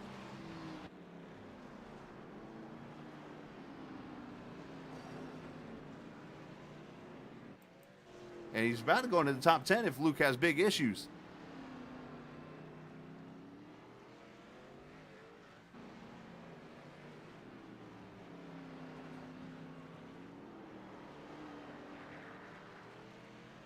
As often going to bring him to 3 laps to go. I can't help but think back to a race at Red Bull Ring a couple seasons ago. Brandon Alphin running up at the top 5, and at this time in the race, or in the series, they actually had a caution that would come out somewhere around lap 11 or so, and usually would allow people to come to pit road or whatever, do a strategy, and then go to the finish from that race. Obviously, that doesn't happen anymore. Brandon in that race decides to stay out and would run up near the front until he finally came to pit road and took 2 tires.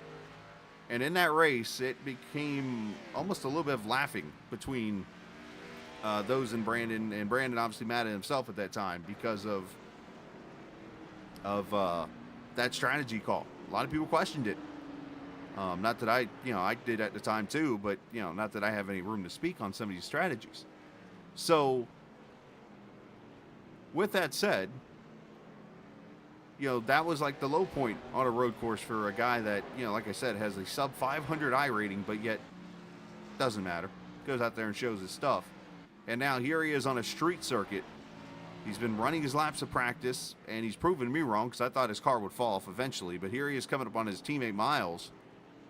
And he is literally about to be 2 laps away from a road course win on the Chicago street circuit.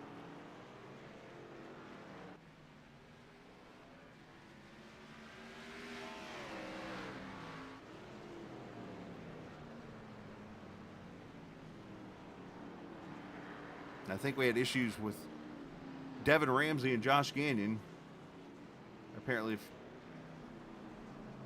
Had some issues, apparently.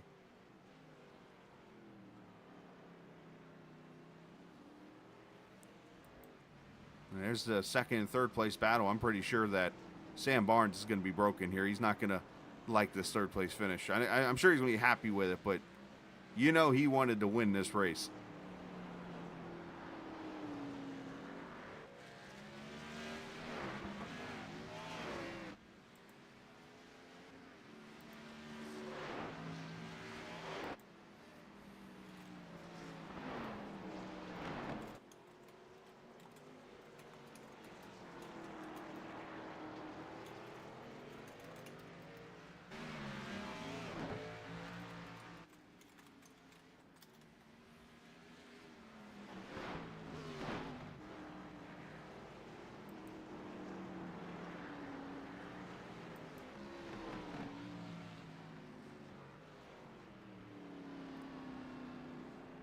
Often coming through the final set of corners.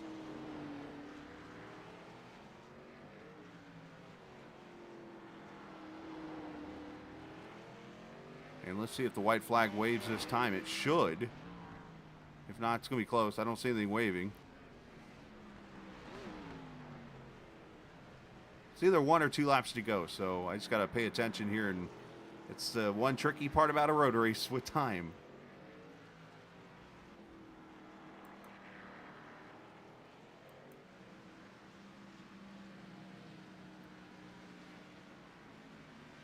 Up Lakeshore here.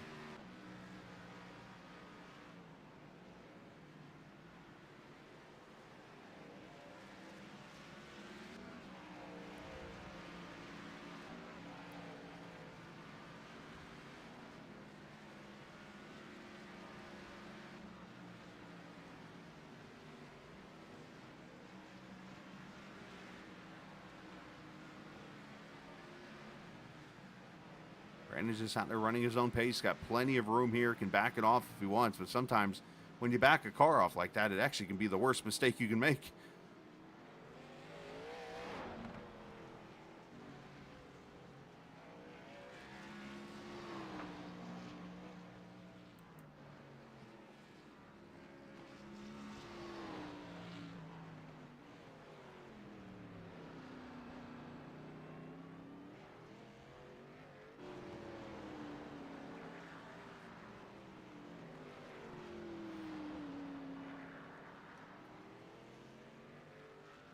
As Alphin brings it to the white flag this time. So here's the final lap. 2 miles around the Chicago street circuit.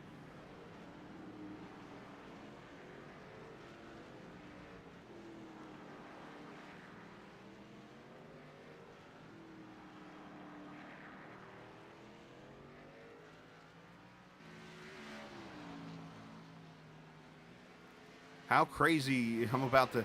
So I've been broadcasting now on this of this league other than the 2 seasons of previous.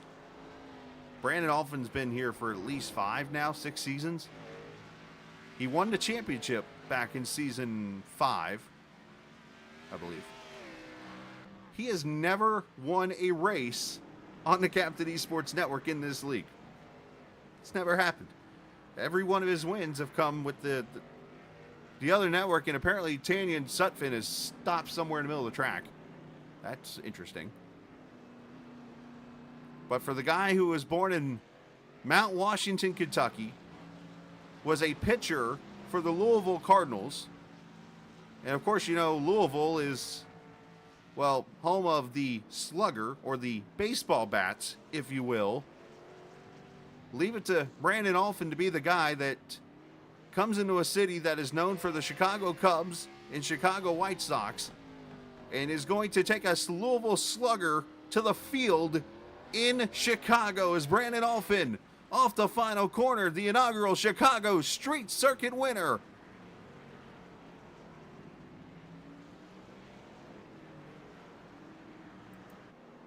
As Peachin and Barnes back here for second still.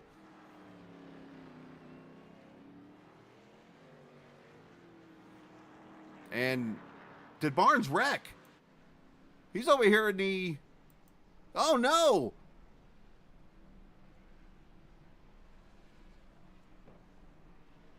Sam Barnes is stopped over here in the turn 11 area and now has to tow.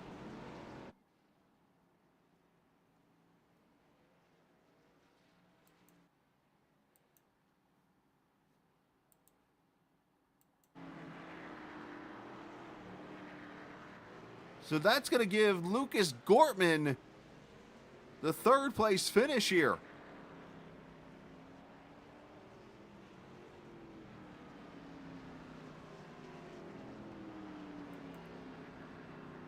Diego Sainz is going to finish fourth.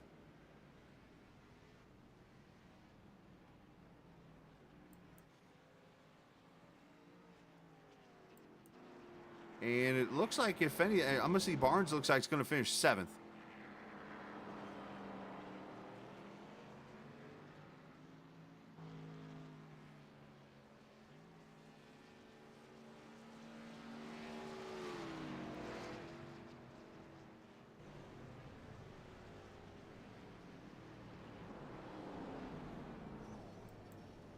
What's a reach?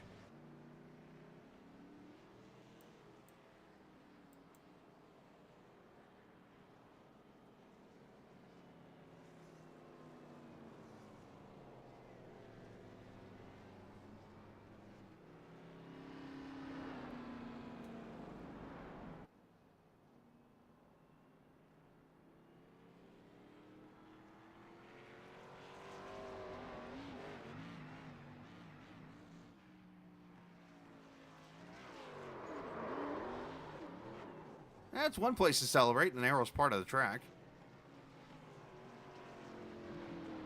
Now you got the whole field coming at you.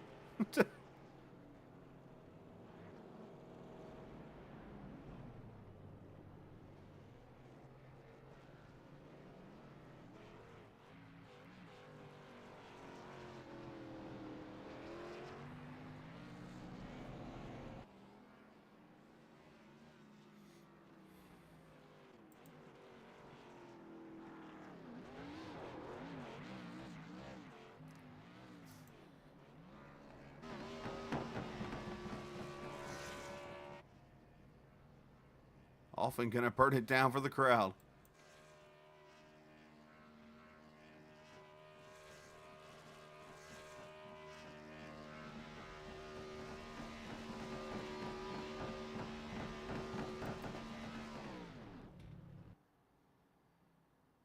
Say he's pretty happy about that, huh?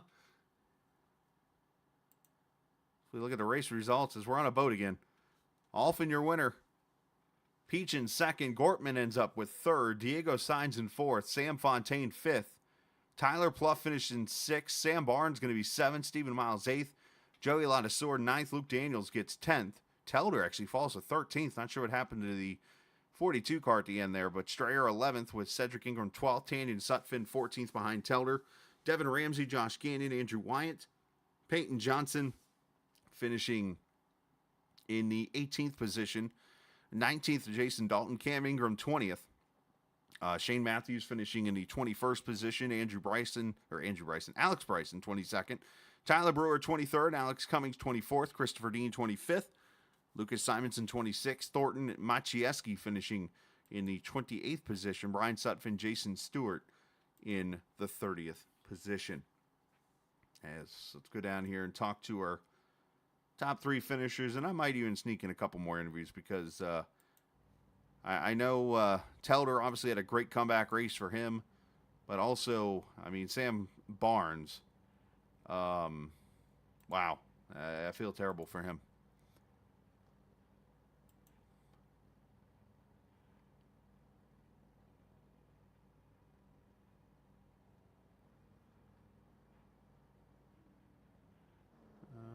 Gortman's up here in chat. Okay, there he is. Let's get to 62 down here as Kermit joins us here. Man, a tough race, obviously. You battled through it, gained 11 spots here tonight. Of course, the issue with Barnes here at the end of the race gets you up here into another top three finish. Yeah, man, my qualifying was terrible. That's just, at that point, my race was going to be a fight from the back. And, I know I had speed to be top 5, maybe even top 3, but, just that terrible qualifying run, crashed it on lap 1, just played it safe lap 2. Got stuck behind. I think I was Peyton there for a bit, and I just tried to pick off people when I could. I got lucky with Bryson. It was my only X of the race, and I net coded through him. So instead of dying, I got a 4X. So we'll take it. Sucks I didn't get the bonus points, but it's fine. And then I was fine with 6th, and then I was catching Luke, trying to get him for 5th. He made a mistake, smashed the wall. Fontaine hit. I don't know what happened with Fontaine. So we gained that spot. And then Sam, I seen, he was almost 30 seconds ahead of me, and then it was gaining fast, and I was like, well, I'll take 3rd again, I guess. Well, obviously, yeah. I mean, you do what you had to do to get a top 3 finish, but the racing out there, I mean, it became survival in the middle part of the race. It seemed like as cars were wrecking a ton, it just seemed treacherous on old tires. Yeah, especially the track started getting a little bit hotter as well later on in the race. So, the first stop, kind of pit about halfway. Some guys pitted a little bit earlier, and that's where you see a lot of the struggles. I wanted to go a few more laps longer, but I just knew I needed to pit when I did. It worked out. It was definitely a struggle fighting on exit, especially some of these tight corners. I slid through, hit the wall a couple times. I'm not gonna lie. The car is definitely not that pretty, but it's a lot prettier than others. Um, Man, that was a fight. I'm tired. Well, you did what you had to do, man. Congratulations on the top 3 tonight, and send some shout outs to whoever you like to. Yeah, as always, everyone on Lap 1 Legends, Telder, Alex, Brandon in the lead, hit the wall. I'm gonna have to go see what happened to him. Alex lost in turn 1. Telder fighting his internet troubles, and then me with my terrible qualifying. So the team had definitely an interesting day. All my family and everybody that's watching and that supports me. Everyone in back row. Um, Keith, Sonya, Wheeler, Pork Chop, all those guys. And gal. Yeah, it's you for doing the broadcast, all the admins, everyone in the league. It's been a lot of fun, and I'm not sure if Fontaine got a incident. He did, so we're actually going to take a 1-point lead on the point standing. So we'll take it. There you go. Look at the positives there, man. Nice job tonight, and congratulations. Thank you, man. I appreciate it. Yes, sir. Lucas Gortman, the 3rd place finisher here tonight. Of course, he mentioned looks like going to be the point leader overall. When it's all said and done here. So congratulations to him as we get Sean Peachin up here, who finishes in the 2nd position here tonight. Sean, obviously, man, it was treacherous as you had a lot of battles on your hands. Of course, you had Sam Barnes, who for a little bit looked like wasn't going to be held back. You had Alfin up there against you. You had, just a whole lot of good racing going on around you up there at the front. And in the end, you're able to hold on to 2nd. Yeah, I mean, it's pretty disappointing, obviously, to finish 2nd when you come here. You kind of expect to win. So 2nd place is good for points, obviously. Starting 5th, we were too timid on the qualifying lap, so I was afraid that I wouldn't get the car to do what I wanted and I wouldn't get a time, and I certainly didn't want to start in the back. So we got lucky there with some passes there, and that caution kind of let us kind of get around some traffic, but I overdrove the car in the first stint like an idiot, and that was my fault. So that was why I wasn't there to really challenge at the end. If I would have done what I did on the 2nd stint, on the first stint, then it would have maybe been a little bit better, but I don't know. I was having a hard enough time. And then Barnes, yeah, he was catching up to me and challenging. I knew he had a few laps fresher tires, but I know it's hard to pass, so I wanted to hold him behind me as long as I could, hopefully get him frustrated and use up his stuff, and that's kind of what happened there. So I definitely was trying to back into him a little bit, let him kind of push and think that he had a chance while I was managing the tires and just trying to not stuff it in the wall. So, well, obviously it was a fun race out there, but very challenging. It seemed like for a little bit you almost had to race yourself out there on the track to keep it out of the wall. Yeah, you really did. I mean, there's times, when you go in there that you go into the braking zone, and some laps it feels like it's going to be just fine, and then you do the exact same thing on the next lap, and all of a sudden you're chattering the tires or the brakes aren't doing what you want them to do. And I think largely it comes down to the different, asphalt surfaces kind of make it challenging for the car, and there's you really got to shift early if you want to conserve tires and prevent yourself from sliding around. And so I think the 2nd stint, I kind of realized when Fontaine was reeling me in on the first stint, I was like, and then undercut me, I was like, man, I need to kind of baby the car a little bit and just take it easy and just take what the track gives me and not push too hard because I don't want to end in a barrier. Really hard or really easy to get a meatball. And if you get that meatball flag, obviously your race is over. So even if we were going to touch the wall, it was like, okay, we need to make sure that we're flush if we're going to brush the wall or hit the wall, and we need to make sure that we don't have the steering wheel at an angle that can snap a tie rod or something. So I definitely wanted to try to minimize that if I was gonna wreck or touch the wall, which I think everybody in the race did. It was like, okay, let's just make sure it's flush and as minimal damage. So you're right, a lot of racing yourself and just making sure you're doing the little things right before you get to a battle or something like that. And kudos to Lap Traffic today for kind of getting out of the way. That was a nice gesture from them and made things a lot easier for us. Well, great job tonight, man. Congratulations, and send a shout whoever you like to. Yeah, so appreciate that. Thank you for the broadcast as always. I can't wait to watch the replay to see the new track pack. Special thanks to my teammate Josh Gagnon, who was behind. He was not really competitive, but he was giving me timings and stuff like that. Shout out to Sammy Barnes, who did not get what he deserved tonight. He should have definitely been P3 and then had an incident there. So shout out to him. I know that's really tough for him, but he did a great job, a fantastic job. And then, special shout out to my family. So I had last week, my grandfather passed away. He was the one that was with me the very first time that I ever went to Indianapolis. And so I really wanted to go out there and win for him tonight. And so he's the reason kind of all of this is what it is, the racing, the NASCAR, and following motorsports like I do and getting on here to race is inspired by him. So good P2 finish to honor him. And yeah, that's about it. Thanks so much. Absolutely, and sorry to hear about the grandparent there. So, we'll enjoy your Thanksgiving as much as you can, and we'll see you soon. Yeah, will do. We'll see you, man. Thanks so much. No problem.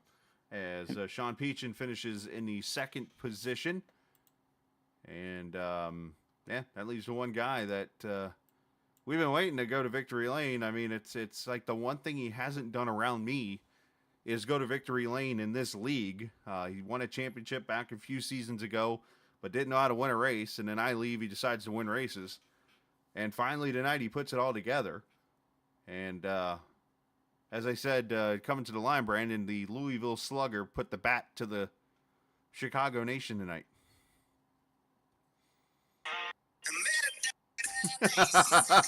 yeah. You're gonna get me copyrighted, man. In there. I was saving it, but no, it was. I was talking with Peach and stuff. It was a good race. It was kind of, I mean, like any road course, the start's always hectic, and then especially as tight as Chicago is. I mean, it's. And I'm sure you probably saw plenty of it tonight. One person could drive. You could totally get. I know Bryson got screwed on it. Somebody in front of you could overdrive a corner, and then there's just nowhere to go, and you get caught in the middle of it and stuff. And once we kind of got spread out, it was some good racing, man. The road courses. I mean, I know my rating really ain't that great, but I always have a fun time. Road courses are fun whenever you can run clean and hard. And there's definitely some good racing between me, Fontaine, Peachin, and Sam Barnes, who had a good run tonight too. Yeah, obviously, what you need is you become the seventh driver now in 7 races to put that etch mark into the playoffs for you this season. That's got to be something I know you were wanting to get the pressure off you on. Yeah, I mean, it was big. It's Miles. He kind of he got on me a little bit about practicing. He knows I like to show up and just use the hour before in the session to get laps. And he's like, "Man, I'm telling you, get in." So I kind of listened to him, and I was doing some AI races and stuff. I mean, especially I've never ran here in the race, so it was nice. Because it does add up. I think I was 13th or 14th in the points going into this race. I know I wouldn't, if the playoffs would have started today, I wouldn't end. So nice to kind of get that monkey off the back and just kind of be free until the playoffs start. Absolutely, man. Well, great job tonight. Congratulations. Send some shout outs to who you like to. Yeah, I'd like to give a shout out to teammates.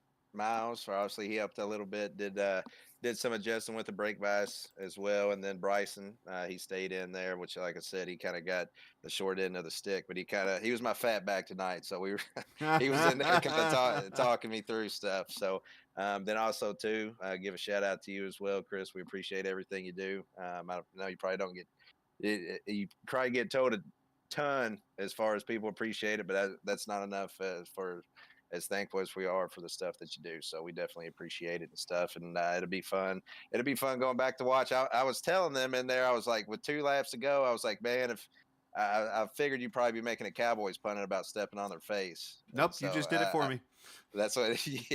Yeah. So I was kind of talking, but no, it was like I said, it was good to get the win and stuff. And then we're on. I'm not sure where we're at next week, but we'll be ready to go. Well, we'll be on our couch watching TV and stuff next week, but we'll go to Indianapolis the following week. How's that? Oh, that's it. Hey, that's got like Indy now. I like that too. So, we'll see what we got. Just keep the momentum rolling. All right, buddy. Well, hey, go enjoy the win. Go jump in the fountain over there, and go celebrate. All right, I ain't gonna get arrested, am I? I think that day. Well, at least when they ran in real life, they said it was okay to do that day. So, I mean, good luck. We'll see what we got. I'll get a good lawyer. I'll get paid. That a boy. Hey, nice job, man.